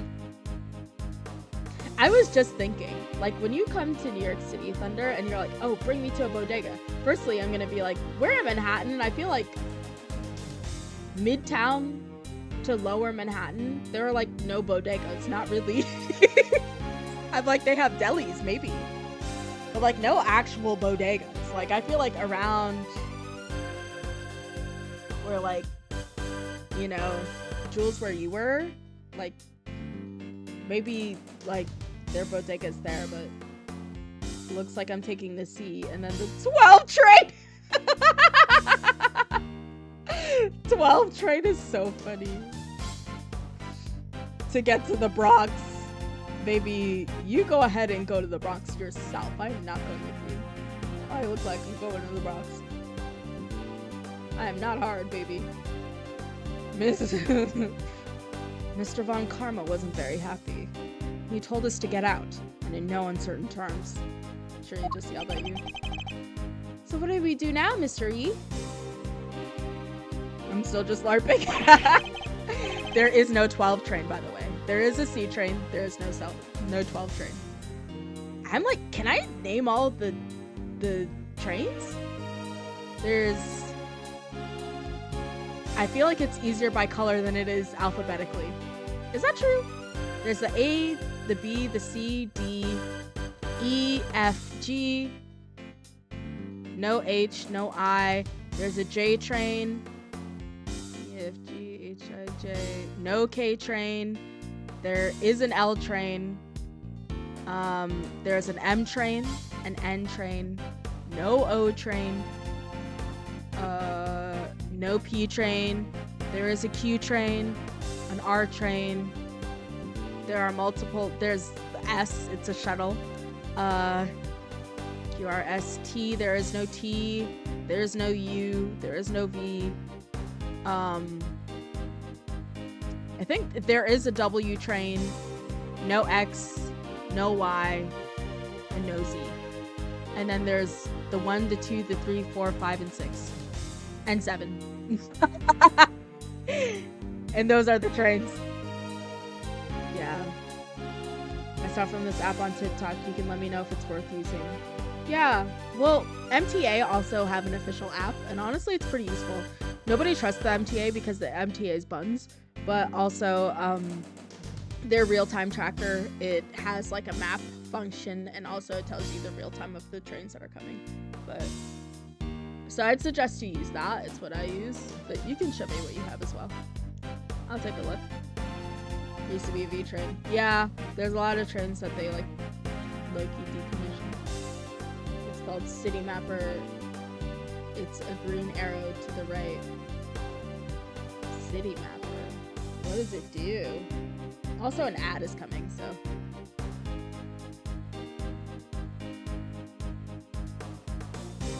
Never forget. It's okay, I love ads. Someone's got it.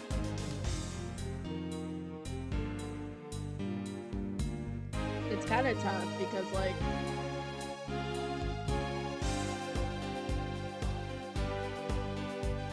oh, you guys are in ad land.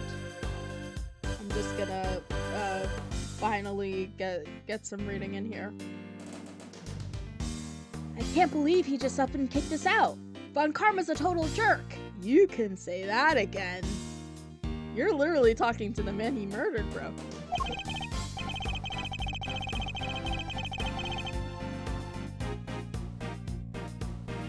Now, Eddie. It was always the job of the police and the prosecutor's office to investigate the scene. Yeah, but he didn't have to talk to us like that. Who cares if we're cops or attorneys? We should all be working together to find the truth. Ding, ding, ding, ding, ding. You can't assume that everybody's aims are the same as your own. You may wish to expose the truth, but others might prefer to accept things at face value. Wait a second, how old is Gregory Edgeworth? Can we see ourselves? No.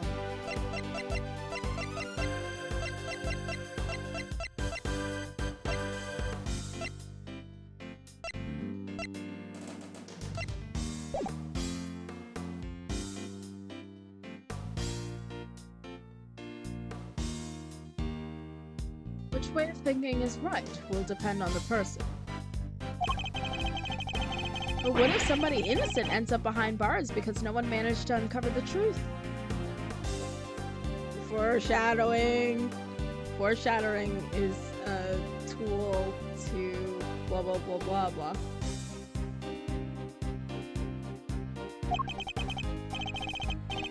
It can happen. We're all human. Police and prosecutors included. Which is why defense attorneys exist. Our job is to help people in just such situations, to be friends to the friendless. Friends to the friendless. Now, we may not be able to investigate Mr. Frost's room as hoped, but that doesn't mean we give up. You're right, Mr. E. I'm sorry. I should have thought more before I opened my big mouth. You're young, Eddie. You'll learn soon enough. I will! I promise!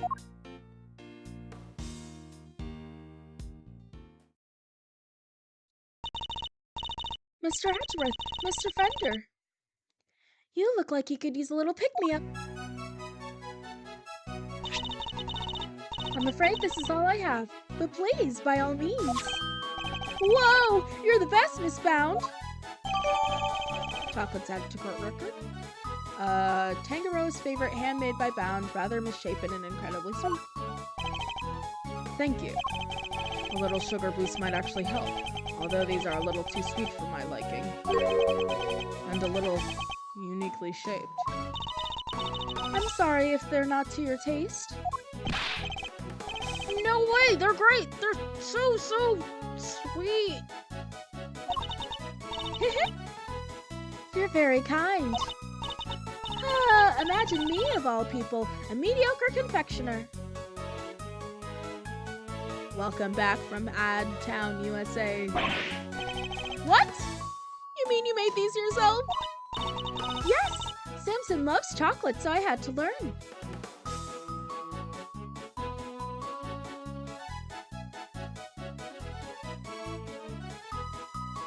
Yeah, and honestly, you're probably not going to be taking that many buses, if I'm honest, Thunder. The only reason I think that a tourist would take a bus... Well, no. I mean, there are times, I guess, like, you can take a bus, but I feel like the only time I think practically, if you're, like, looking around and stuff like that, you'd end up using a bus is probably, like, if you're using the M6 because you're on the wrong side of Central Park or something, and you need to cut through the entire park. I feel like, other than that, you're more likely to take a subway or walk somewhere, personally, I think. Yeah, let me check the app.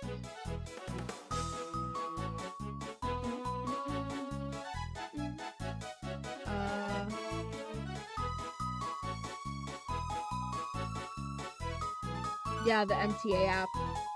It has arrival times for buses and for trains. I think what Jules is saying is that, like, yeah, it'll tell you which one is closer to arriving. And I think you can do the same thing as well. You click the bus section and it tells you, like, the nearby ones.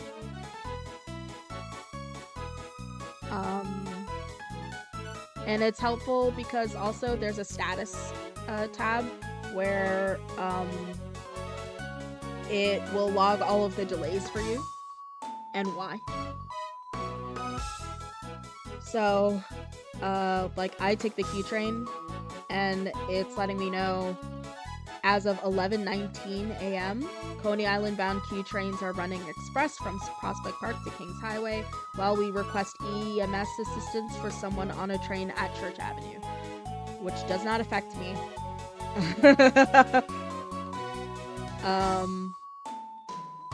But, like, it's good to know because under status it shows you every train in the system, and then if there are delays or not, whether it's skipping a stop, that's important information to know. It may be a little bit hard for you to scope, I think, as a person who's not, because, for example, I'm clicking into ACE. E train has delays. It says downtown C train express from 34th Street Penn Station to Canal. That may not mean anything to you, but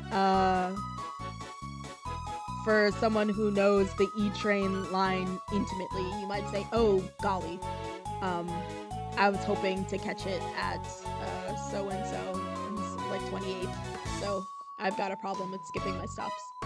Anyways, I would say just get the MTA app. It's very useful for arrival times. Yes, Samson loves chocolate, so I had to learn.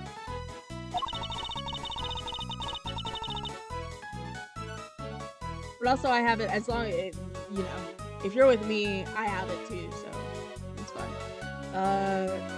Keeping him supplied with his favorite treats is just one of my many duties. Although, he does spend most of the time coaching me on how to improve my technique. Mr. Tangaroa sure is a lucky guy. Getting to eat homemade sweets made by the one and only Judy Bound whenever he wants something amazing. I'm sorry, did you say something? No, nothing at all. Dear sweet Eddie, you really do still have a lot to learn. It seems you're quite committed to the work you do for Mr. Tangaroa, Miss Bound. Of course. What right would I have to stay here otherwise? What do you mean by that? I was abandoned as a baby, and Mr. Tangaroa took me in. That's right. One snowy Christmas Eve, many years ago, he found me on the steps of this very mansion.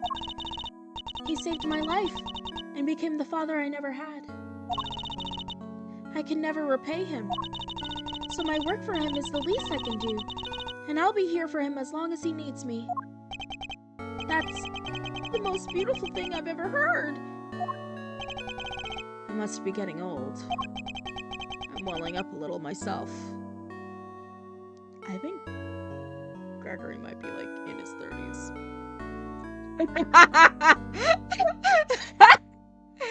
And he looks so old.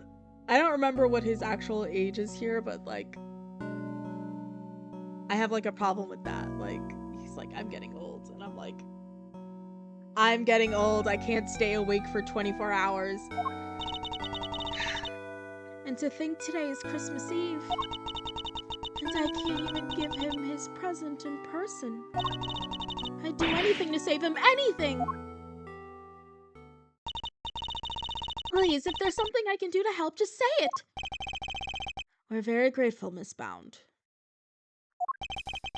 Perhaps you could help us by answering a question. Did you know the victim? Not very well, I'm afraid. Oh, but if you wanted to see some of his work, I have a picture of the sculptures he made for the final. Thank you. Yoink.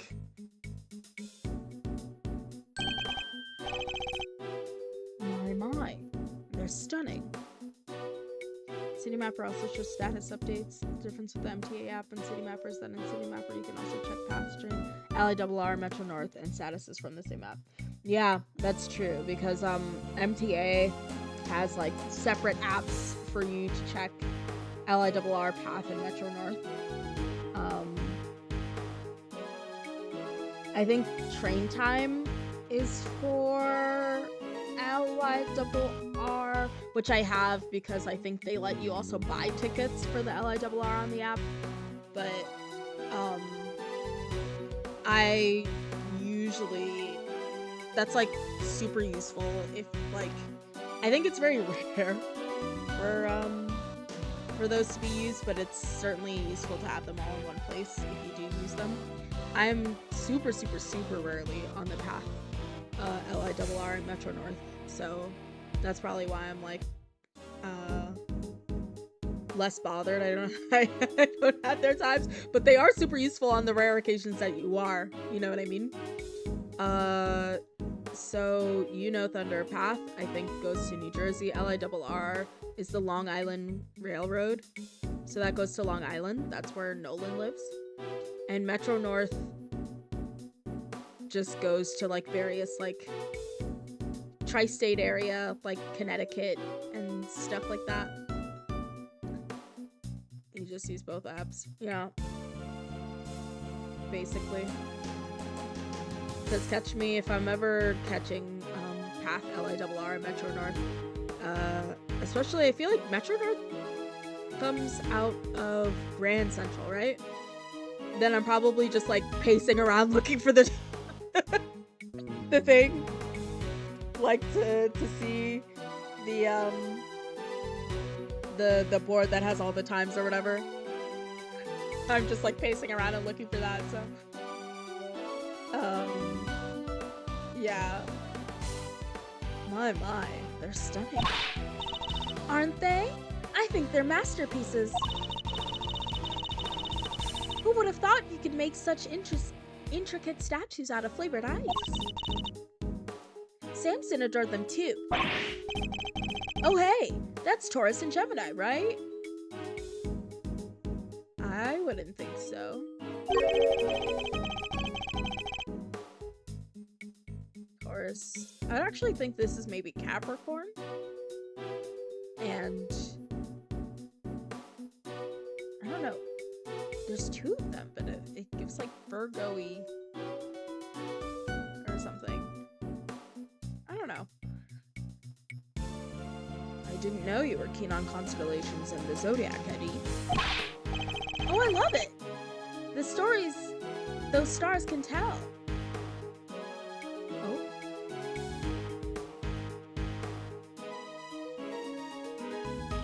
You have 20 TikToks bookmarked, and they're just telling you absolute slop. They just saying whatever.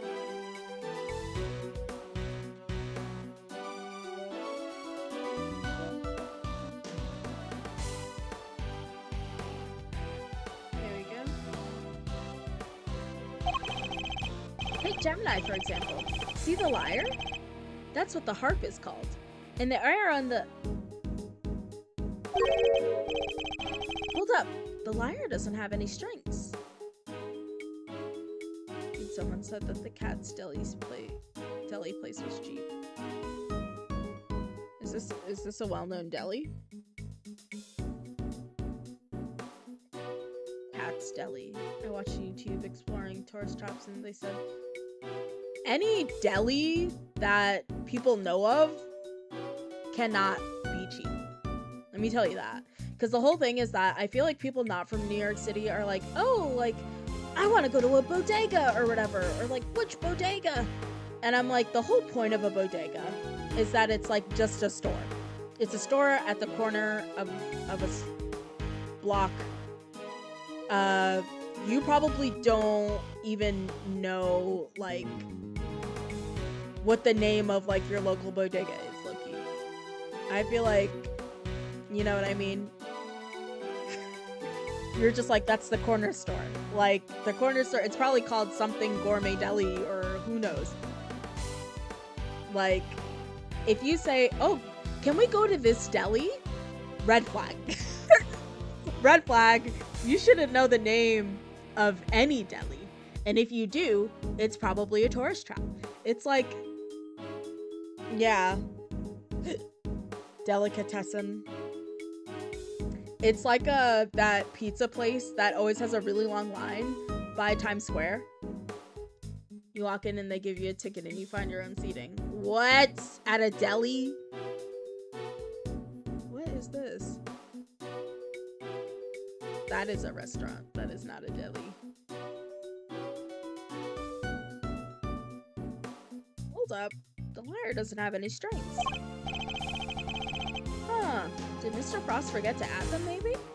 A TikTok said to only go to pizza places that are busy. If you want to spend money, maybe. Because if it's empty, that means it's bad.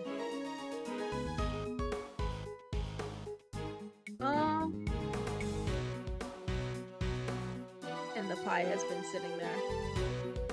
Well, first of all, if they have like an entire pie there, either way, they like, I don't know, they put it in the oven,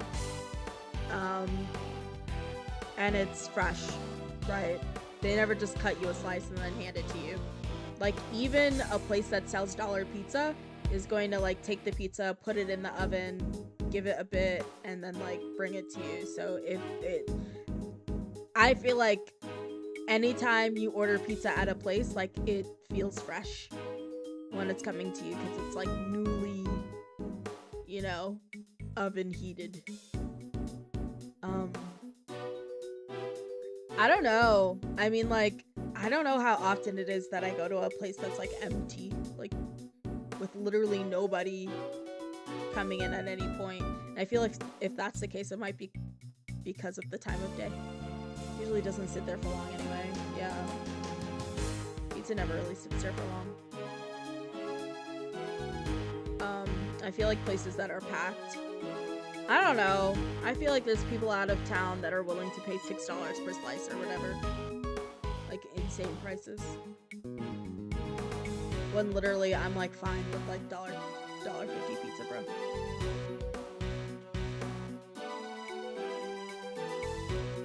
I'm not super picky, but that's because I feel like even like the trashiest pizza is like still better than like Little Caesars is like crazy, bro. Ah! It's so wild because it's like $1.50 pizza. Any $1.50 pizzeria has like better pizza than a Little Caesars. Like, genuinely. I think, anyways. I mean, like, Little Caesars, I guess, gets the job done. Like, I guess it's like, it's pizza, but it's like, it's cheap, but I feel like it's not cheaper than like $1.50 pizza, and it's like worse. So, like, what's that about? Huh? Did Mr. Frost forget to add them, maybe? That doesn't sound like something he'd forget to do. Wait, really? But I thought you just said you didn't know him very well. Oh, well, he doesn't seem like the type. It seems she's got something to hide, too.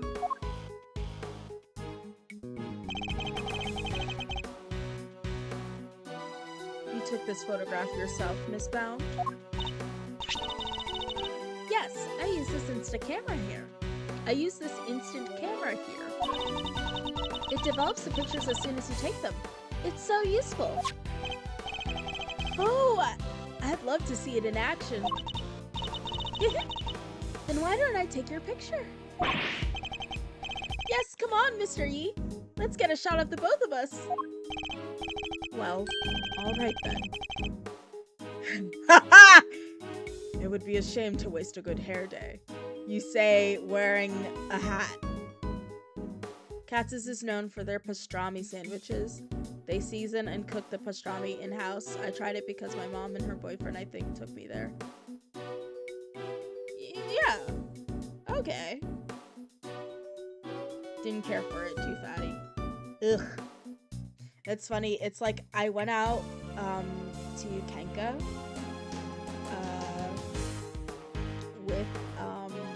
with Johnny the other day. And I ordered like, what is it? Like pork,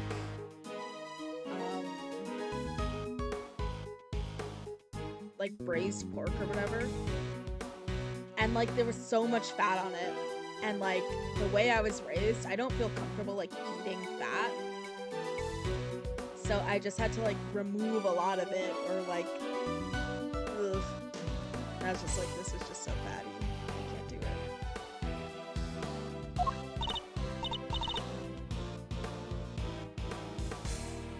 Ready? Say cheese.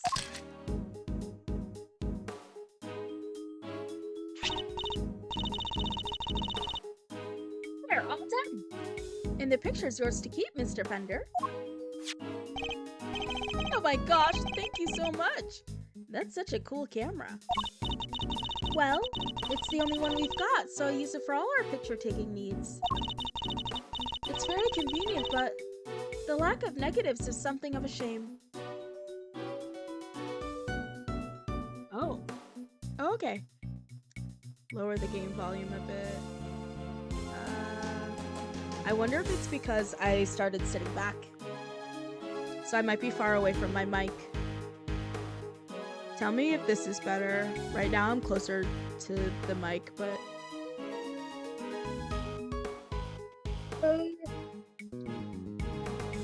I'll lower it if, like, a little better. Okay. Let's, I also had to, like, restart.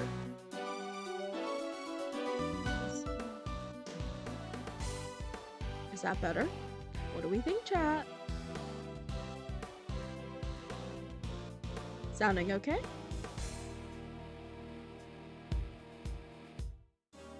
Better. Okay. Now I'm sitting back, so... Hopefully. Oh, wait a second.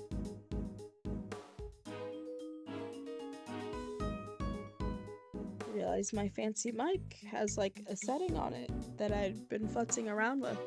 Hopefully I didn't mess anything up. Okay.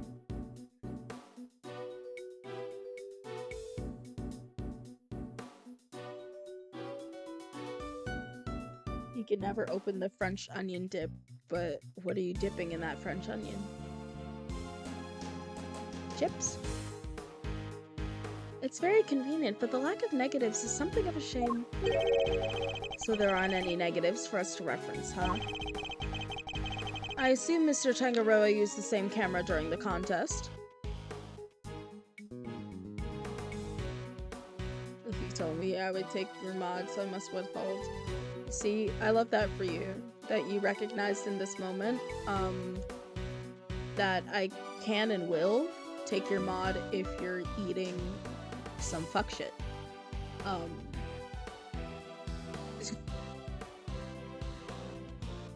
That your foresight to, you know, ensure that you keep your state of modness is admirable.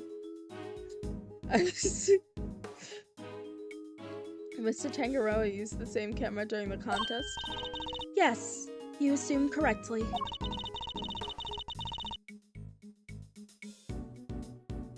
Oh, excuse me. He used it for some work in progress pictures of his seascape. And later to take some photos of the other contestants' works. But didn't you take a picture of the body when you discovered it?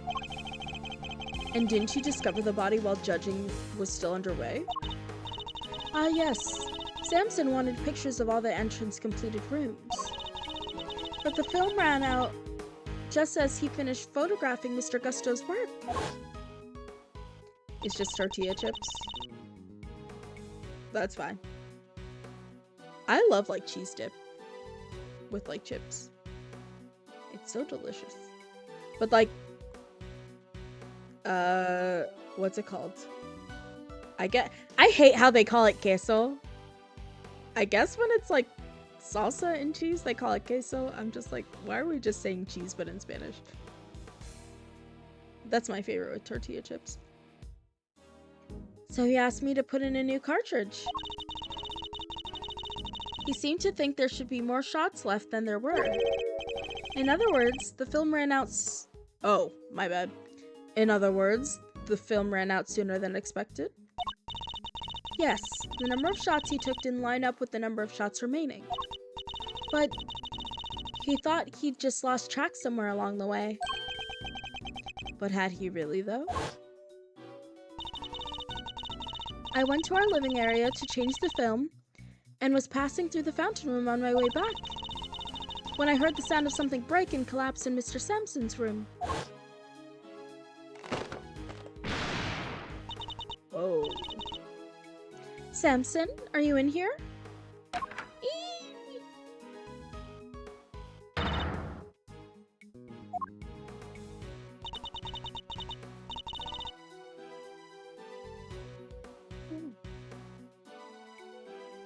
Mr. Frost's body was just lying there. I was in total shock. It was all too much. But I remember I called the police and then I went to tell everybody else. And the camera, it's been with me ever since.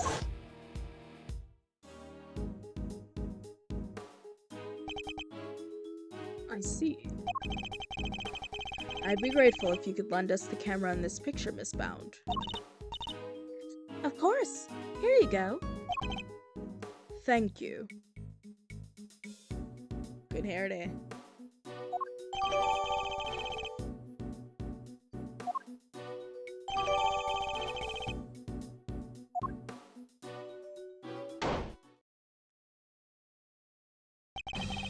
Tyrell Bad and Alicia. Detective Bad, Miss Scone. Are they done investigating? They're done with me, that's for certain. The big meanie told me to clear off. Honestly, that mannequins will be the end of me. The cheek of him. Guess he got tired of people cluttering up his crime scene. Did he run you off? Did he run you off too, Detective Bad? Yeah. Von Karma seems to think I'm a nuisance. Can't do things his way with me around. Why would Mr. Von Karma go so far as to exclude his own lead detective?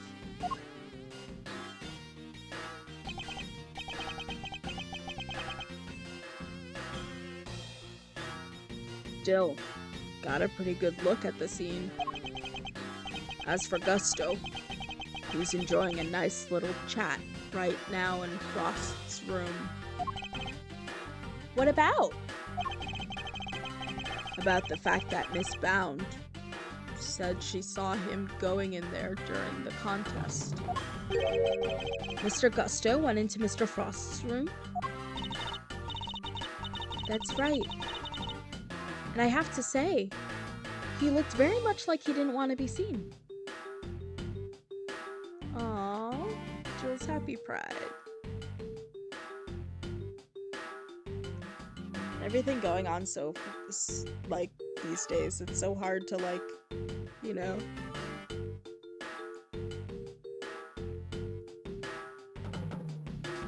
to be, I don't know, loud about it, I guess. Not even that I'm afraid, it's just like, ugh. It's so easy to feel, like, crestfallen, like, oof. And even worse, like, I'm dating a man, like, that's humiliating, embarrassing. I'm crying.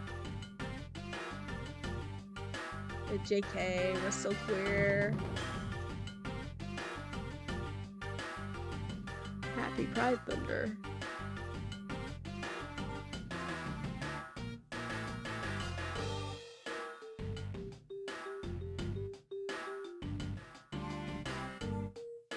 That's right. I have to say, he looked very much like he didn't want to be seen.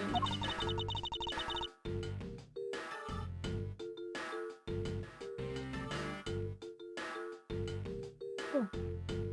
Excuse me. I don't know what he could have been up to. Well, he's candidate number 1 at the moment, as the guy who melted Frost's work. But is that really why Mr. Gusto went into Mr. Frost's room?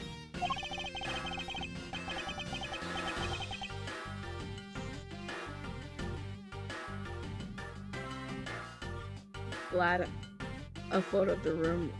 Got a photo of the room right here. If you need it, it's all yours. Well, wait, what? Why would you just give in to us? Do I gotta spell it out for you, kid? I'm offering to help you guys. I want the truth about this case to come out. Detective? Really, Detective Bad? Mr. Von Karma won't be happy about this. Well, yeah, well, I'm not Von Karma's stooge. Be right back, still trying to open this jar. I'm crying.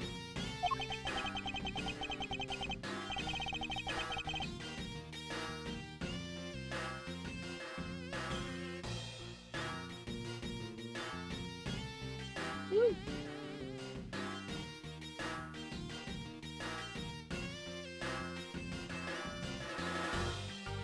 I really am getting old. The way I can't pull all-nighters anymore. If he's gonna stonewall my investigation, then I'm not gonna play by the book either.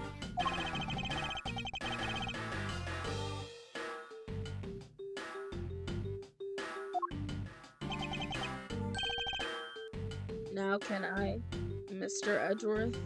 I haven't been able to put all-nighters in years. This is the first time I'm actually, like, it feels like I physically can't. Like, I'm just like, I need to stay awake until...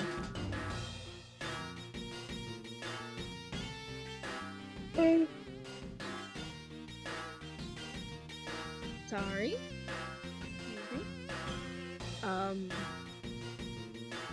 Yeah, I'm like, I just need to be awake until the nighttime so that, like, I don't know, I can fix my sleep schedule, but, like, I don't think I can stay awake until the nighttime.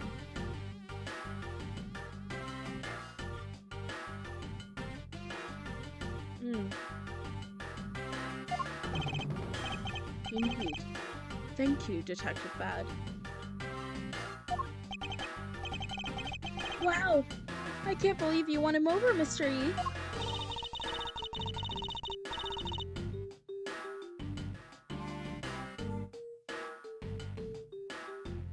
Well, I haven't the foggiest what you're all going on about, but here's to new friends, eh? It's definitely nice to have the good detective on our side, that's for sure. Alright, let's take a look at that photograph. The fro. The fray. Not the fray. Nickelback? Look at this photograph.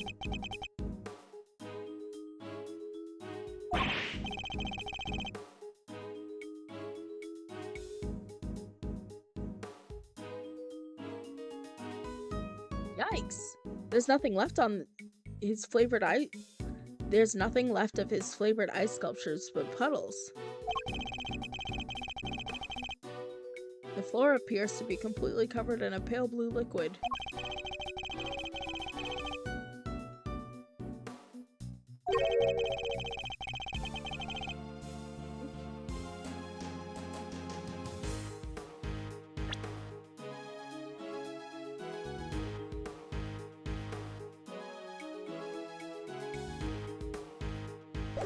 Sorry.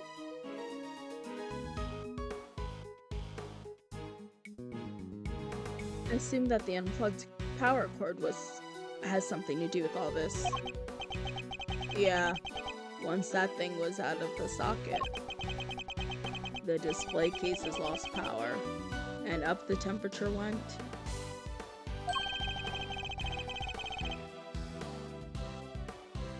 It looks like they were all connected to the same power strip. Do you have any idea when it was plugged? Nope. Still working on that little group.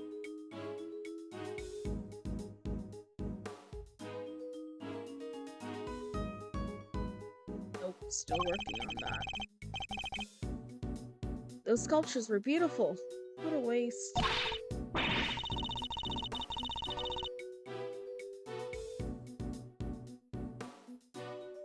You can say that again. I should have taken a few more bites out of them while I had the chance. So they tasted good? Did they ever? I've never tried ice as scrumptious in all my life.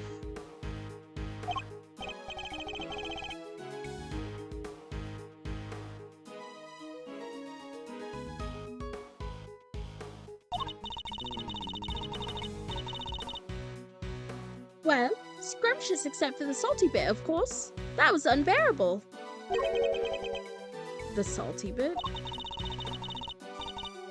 It's in the other photos you've got there. That's a bit... This bit. The heartbeat thing.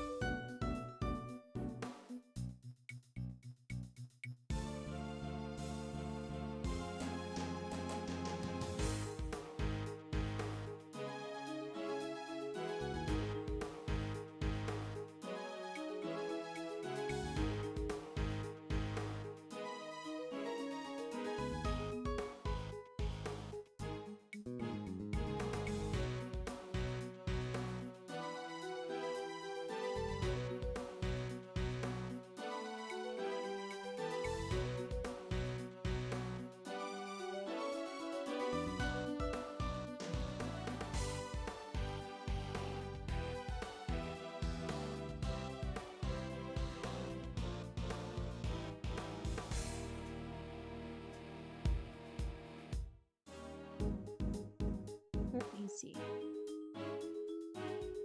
My bad. Never trust a Gemini. What you're telling me. Gemini's a liar. Wait, that's why it had no strings? Because you ate them? I didn't eat that much, you cheeky little devil. I told you it was all horrible and salty. Just a statement. It's interesting that only one particular part of this one particular sculpture tasted different from the rest.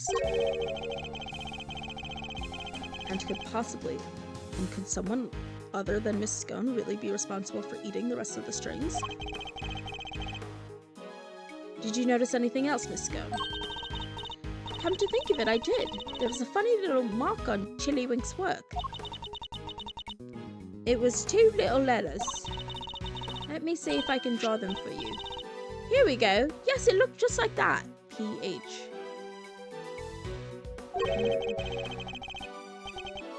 It almost looks like a signature or something. Wait! PH? It looks like a compound.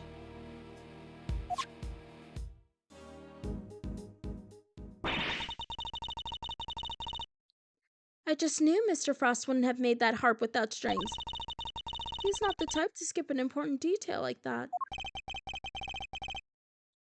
I hope you don't mind me asking, Miss Bound. But are you certain you didn't know Mr. Frost particularly well?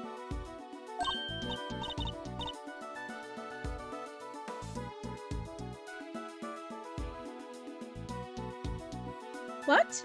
No, I barely knew him, I swear. Is that so? You certainly seem to have some strong opinions about his attitude towards his work. No, the sculptures were so carefully made. I didn't think he'd miss something so important. I'm sorry, but I don't believe you. You have a more personal connection to his work than that.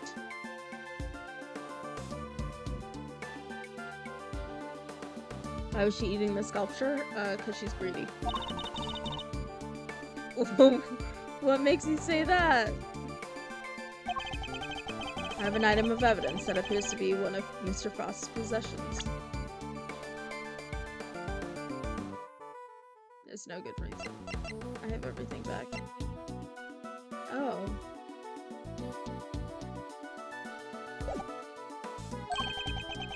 And shares a key feature with another piece of evidence.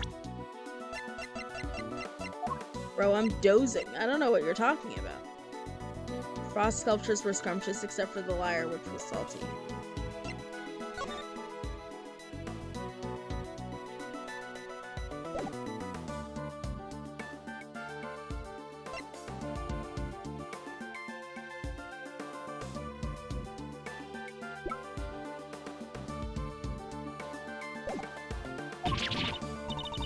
Well, I won't know what you're talking about if you don't share. What are these two pieces? I do not know.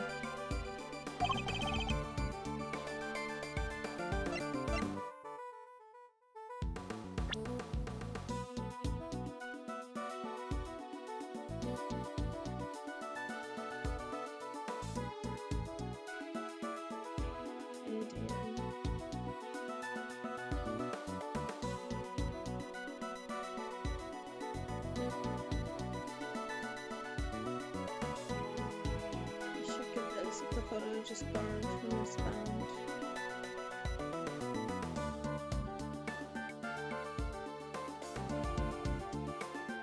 I assume that the unplugged power cord has something to do with this.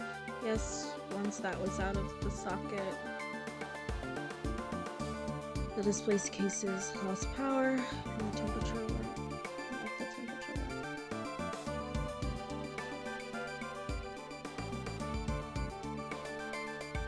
Looks like they were all connected to the same power strip. You have any idea when it was unplugged? Nope. The sculptures were beautiful. What a waste.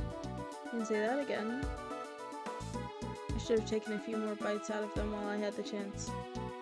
Girl. So they tasted good? Did they ever? I never tried ice so scrumptious in my life.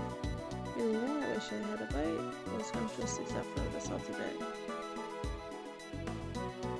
And the harpy thing. The harpy thing.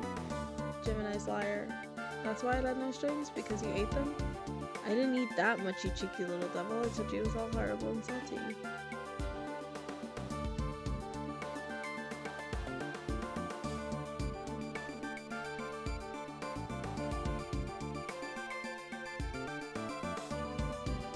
There's a funny little mark.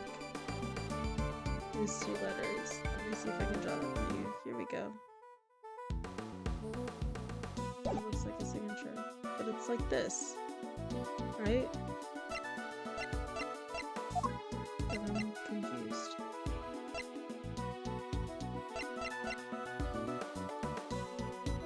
So for the owner. Taken by Judy.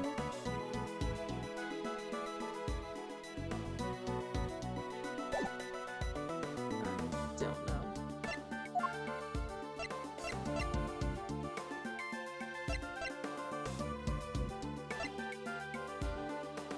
Is it this? Take that! It's not that. Oh. I don't know. I'm so confused. What are we saying? That appears to be. Wait. I barely knew him. Okay. I knew Mr. Frost wouldn't have made that harp without strings. He's not the type to skip an important detail like that. You certainly didn't know Mr. Frost? I barely knew him. Setsu, you seem to have some strong opinions about his attitude towards his work. The sculptures were so carefully made, I didn't think he'd miss something so important. You have a personal connection to his work. What makes you say that? I have an item of evidence that appears to have been one of Mr. Frost's possessions. Okay.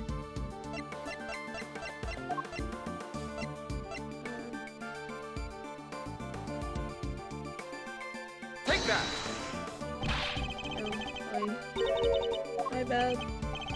I just don't know what's being asked. Like, what link? What are we talking about? Because you're saying that she's especially fond of one of the pieces of it. Oh, wait. Oh, is he Paul Halik? Is he secretly Paul Halik? My bad. Take that! Take that! We got there.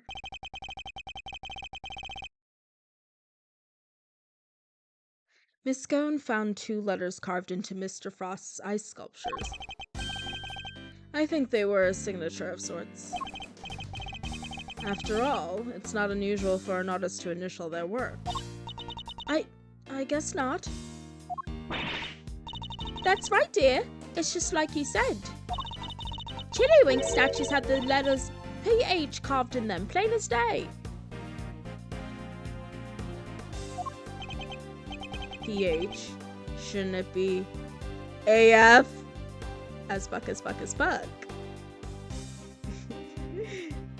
Yes, it's already processed fuck as fuck as fuck. So true, bad.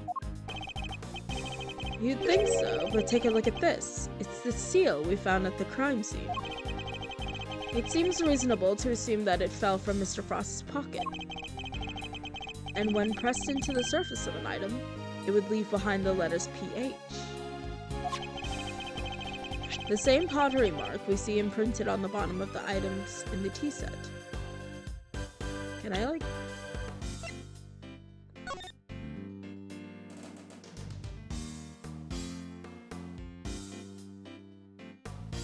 I was supposed to look at this, and I simply didn't.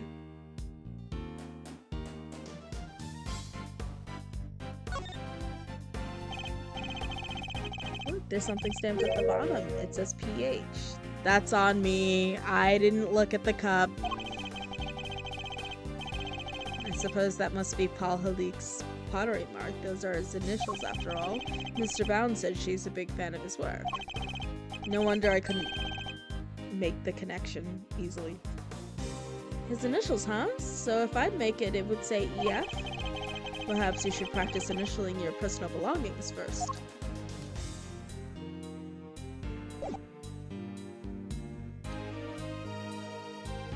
when I was younger, my mom used to initial all of my stuff. Like, my gloves had my name on them. Anything that belonged to me, she would just, like, put her name on it so that it wouldn't get lost or stolen, I guess. The same pottery mark we see imprinted on the bottom of the items in the tea set. The same pottery mark? We have already established that the tea set is the work of the sculptor Pahalik. From that, we can assume that these same letters would mark any item as a piece of his work. Initials were on the tags of my stuff too. Yeah, that's common to do to kids' belongings. My mittens were initialed. Everything was initialed. I don't know that I really minded it. No, but even going into college, when I was going off to college, my mom also, like, wrote my name on everything.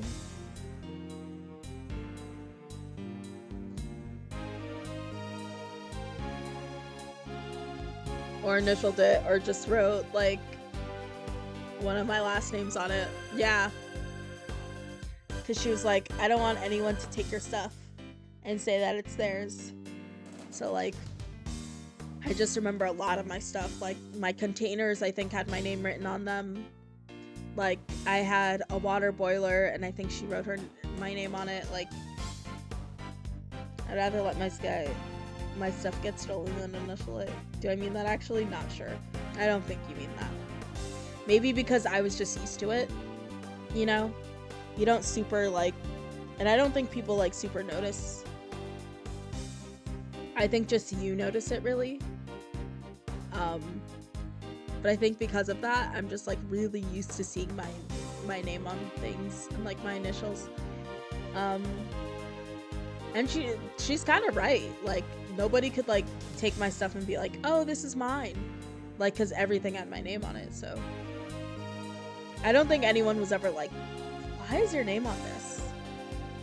It was, like, pretty normal, so.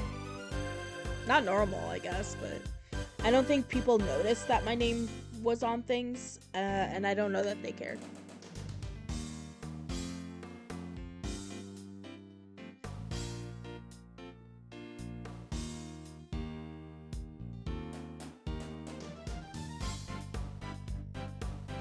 Me writing my full name on the juice in the fridge on my dorm. Yeah, that's one thing I never had to deal with, is writing my name on food. I think we should write our name on food more often, like, in our house. I think that'd solve a lot of issues. From that, we can assume that these same letters would mark any item out as a piece of his work. A fact of which you are well aware. Correct, Miss Bound? Well, yes, I know that he always marks his work with his initials like that. If it's at home with my siblings, I don't care if their name is on it, I'm gonna still steal it.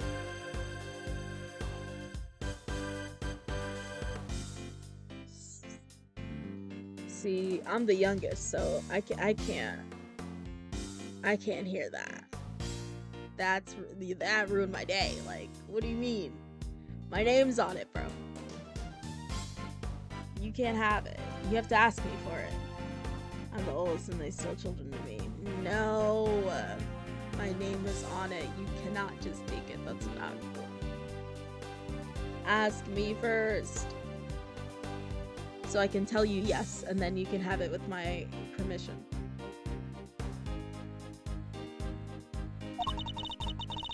He has never revealed his true identity in public, so it's the only way to know his works are truly his. You mean Paul Halik was... That's right, Detective. Artie Frost had another identity. He was no ordinary confectioner, at least, as far as Miss Bound was concerned. For you see, Mr. Frost was in fact...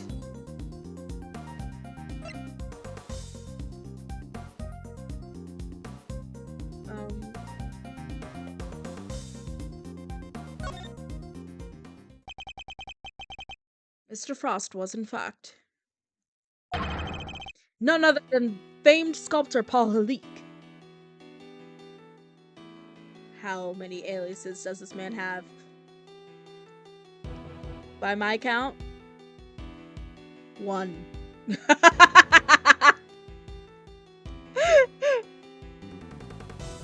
But for some reason, it just feels like, who is this guy?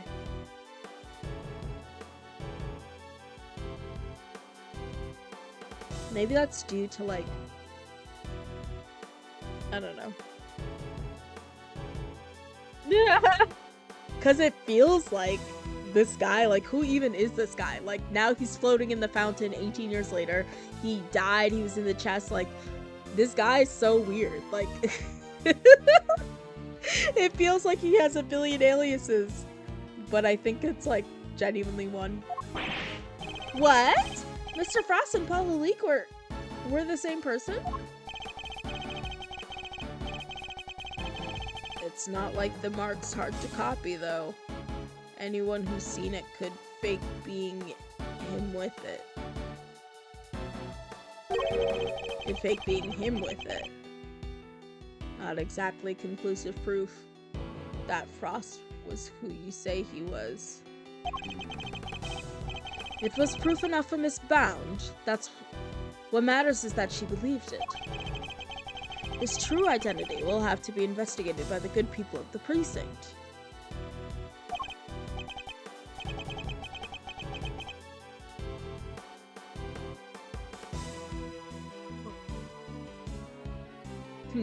Alright. I'll have the boys look into it.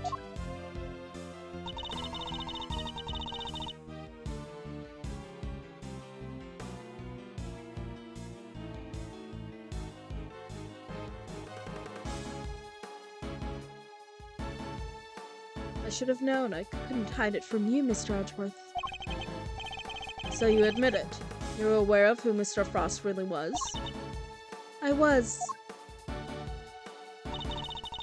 When I discovered the body, I saw the seal you found. Don't ask me how, I just knew straight away that he was my dear Paul Halik.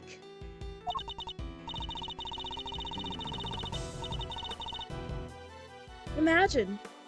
His entries in a confectionery contest were his final legacy. A great man like that! And, be honest, did you enter Mr. Frost's room at any point? What? Why are you asking me that?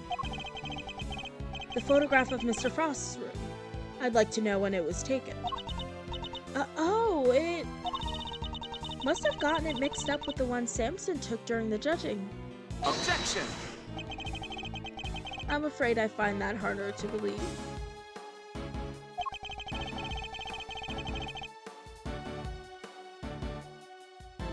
You said yourself that the camera ran out of film during the judging. And that you had... Yeah, that's how it exists. More sus than her... two-stepping from side to side, looking like she's gotta go to the bathroom.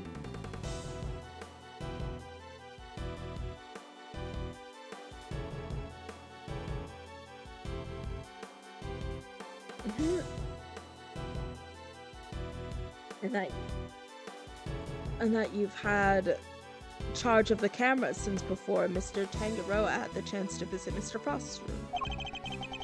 That's how you were able to take that picture from when you discovered Mr. Frost's body.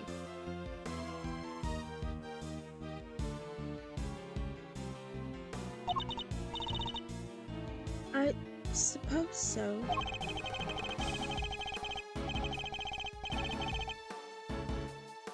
This suggests that you only took 2 pictures with the new film, one of Mr. Frost's body and one of his room.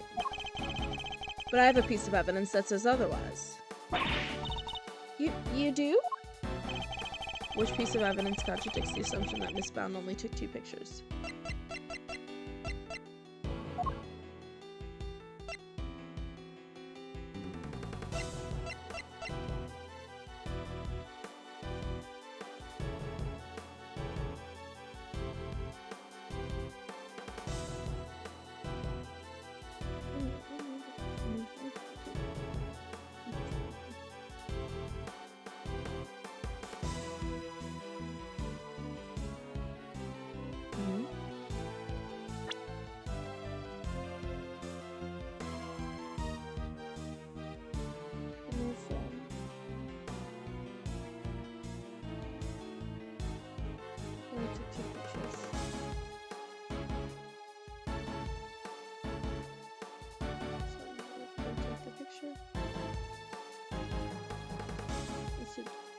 says that you only took 2 pictures of Mr. Frost out of his room.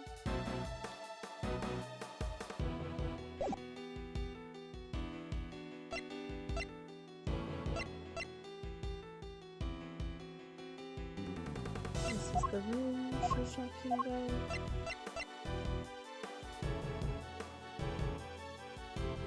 Take that! Wait, no, I did not mean to press that. Now that woke me up. I was like checking it, and I pressed present instead. I was like going to do the camera. I should really read what he's saying to make sure I don't make a second problem, but I'm assuming it's this now. Yes, okay. I was just like checking it. Bruh. The camera? You gave the picture of the body to the police, and the picture of Mr. Frost's room to me. Oh, and you gave us that picture you took of me and Mr. Edgeworth, too. 3 photographs in total, and yet, the film cartridge in this camera only has 3 exposures remaining. Out of a total of 20. You took more pictures, and I want to know what of. I need to see the photos you took. Perhaps then, we'll finally learn what you were really up to. I'm so sorry. I confess, I've been lying to you. Huh. These are all shots of Frost's room. I'm so sorry. Looks like she took pictures of his work from every possible angle. And when they were taken, the ice still hadn't melted yet. Wait, don't tell me. It was you? It was. At least, I'm pretty sure it was. You are? Why? Well, you see, I'm a huge fan of Mr. Halik's work, as you know. I was petrified that they might be ruined, what with the investigation that was going on and everything. So I thought I should at least capture the sculptures on film for posterity. And how did that make them melt? I think I was so intent on getting the perfect photographs that Did she trip the wire? I might have tripped over the power cord without noticing. Oh my gosh.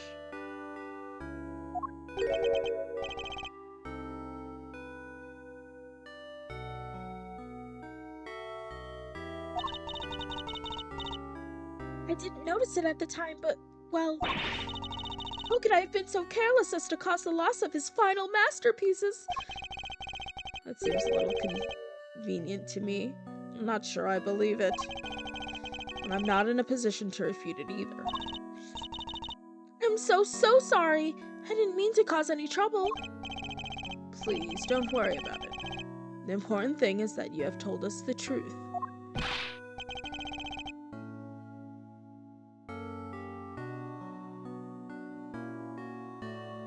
What he said, no hard feelings, Miss Bound. Thank you. Mr. Edgeworth. I feel like she would have felt herself trip on the wires. Well, yes.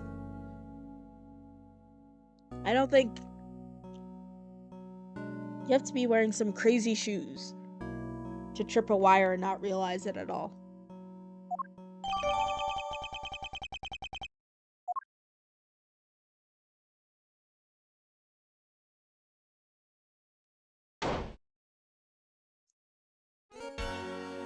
Oh, Von Karma's here. Are you infernal nuisances still here? You don't know when to give up. Linger for as long as you like. The answer is still the same. You are not part of this investigation. Whether we're part of it or not, we'll uncover the truth nonetheless. It seems you don't know when to shut up either. but I commend you on your stubbornness. Mr. Von Karma, I'm afraid I'm the one responsible for Mr. Frost's work melting. What? What is the meaning of this? I'm so sorry. And to you, Mr. Gusto. No concern of mine. I didn't do anything, and Mr. Von Karma agrees. Nothing at all, Mr. Gusto. You went into Mr. Frost's room, didn't you? Perhaps you could tell us why. Sure, I was...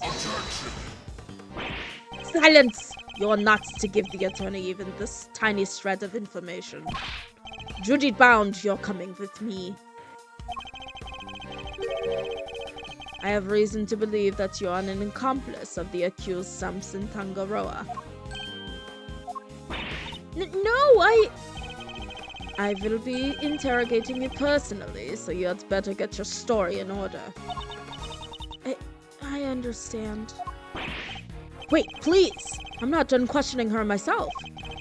And you think I care because... Ugh. Von Karma's cold as ice, bro. Bad, Gusto, and you, Skull.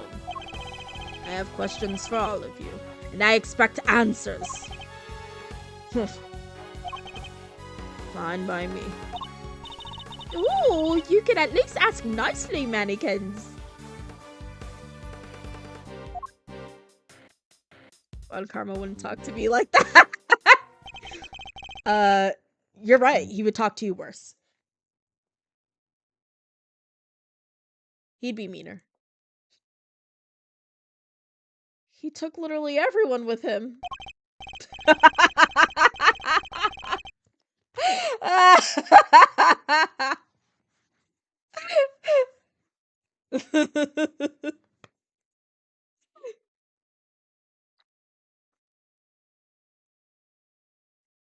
Indeed. Well, I suppose that means there's a little...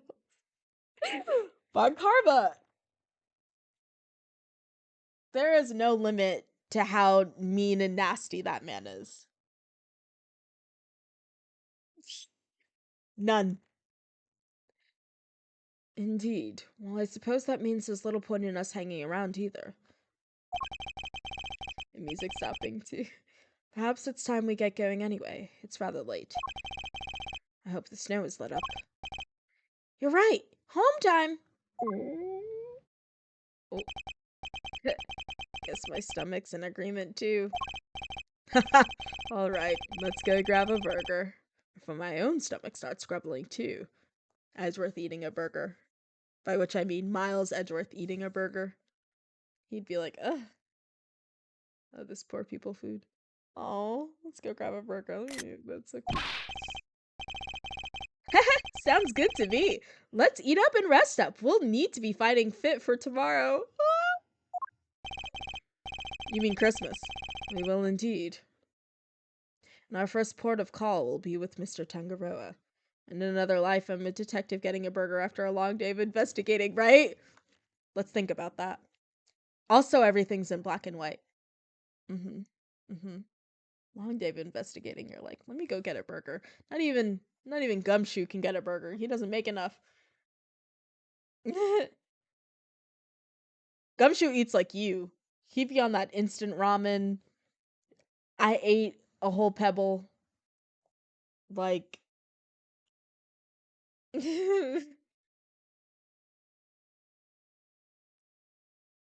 I'll be a detective anywhere besides, like...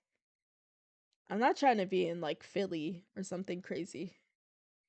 Oregon and places like Maine and Connecticut. Why?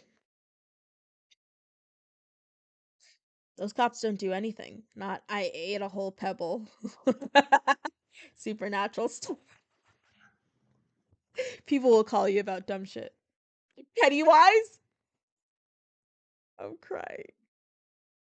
Not Pennywise. Not you a cop and they call you and you gotta arrest Pennywise. Like... That's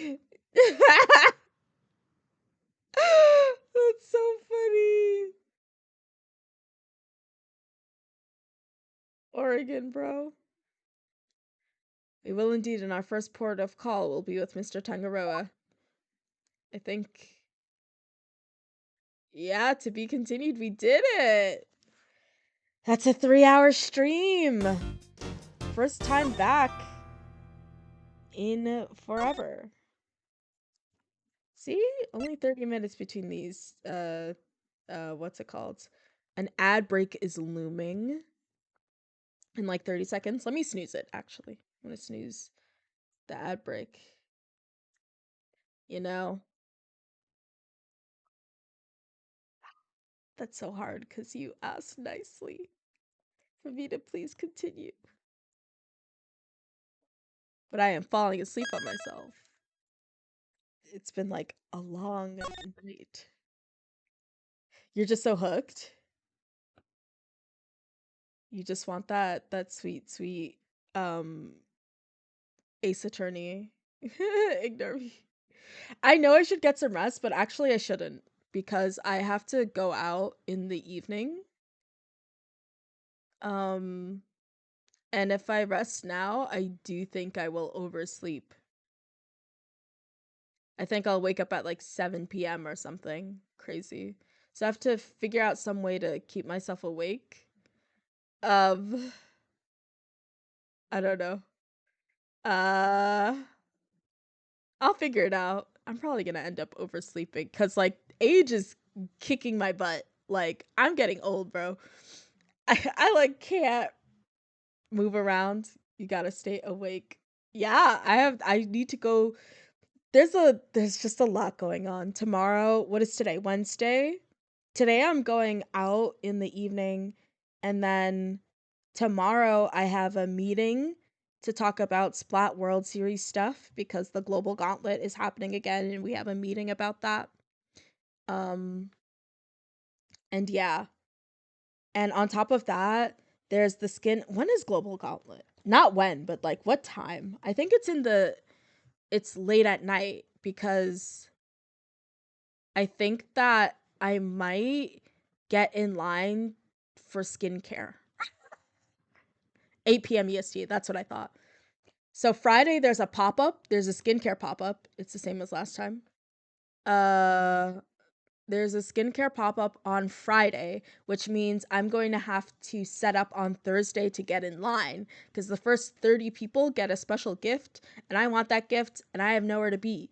So I'm like, Thursday afternoon, we're going to have the meeting. Thursday evening, I go set up to be in the pop-up line. And then I'm sleeping on the street. Not on the street, well, yes. I'll be like in a little chair with a little blanket waiting online. Thursday evening, then Thursday morning, I go shop at the pop-up. And then I go home and hopefully I'm already well rested so that I can commentate Friday evening. It is and I'm probably going to get the stuff and be like I don't need this and give it away. But I'm like I'm not doing anything, right? Like I don't have a job. I might as well. Cuz other people are like, "Oh, I wish I could go, but I have to go to my job." And I don't have that right now. So I'm like I should just. And that's what I did the last time. But it was crazy cuz literally they opened at 10 a.m. and I got there at 10 p.m. and I slept out and I was 45th in line. And this time around they're like, "Oh, first 30 people get a special gift." So I'm like, "How early do you have to be in the first 30 people?" You know? Cuz 12 hours was not enough. I don't know. I don't know. But anyways, um we got through like 3 to be continued screens, so that's cool. A little bit of progress. I swear we are going to get out of this case eventually. But thank you for joining me, guys. It was, I was like, let me just do this, but I really needed the pick me up. I appreciate that everybody like came to see do to be continued do. Yeah. I'll be the I'll get struck probably for that. um yeah, but thank you everybody for joining me and for being there. I feel like I should let me see if there's someone I can raid. I don't know, bro.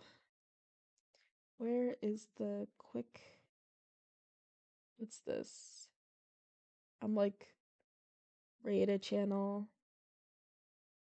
Um, can I even raid 5UP? Will they let me do that? I don't know, but 5UP is streaming and he's streaming Among Us. Literally, 5UP got me like through like what's it called? Got me through the pandemic with his Among Us plays, so I'm just gonna raid him, I guess. Or I guess not, because he doesn't have his rating 6 years. 5UP was playing Among Us 6 years, yeah. But he doesn't allow for raids, so um I've got nothing for him. So instead I am going to uh Nepia.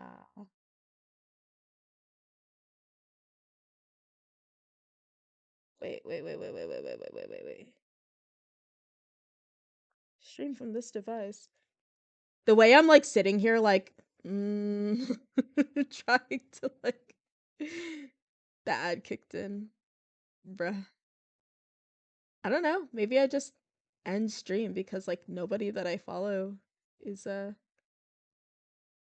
there's like a person who let's see made a channel. Nah. Is everyone still in ad town?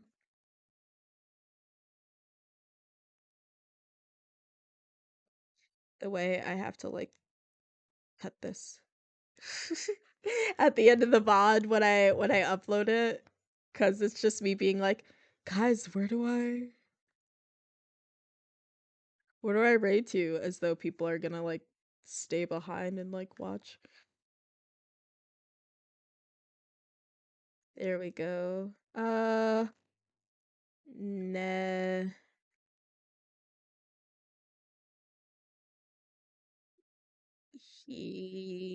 There's a Splatoon player, a Japanese one.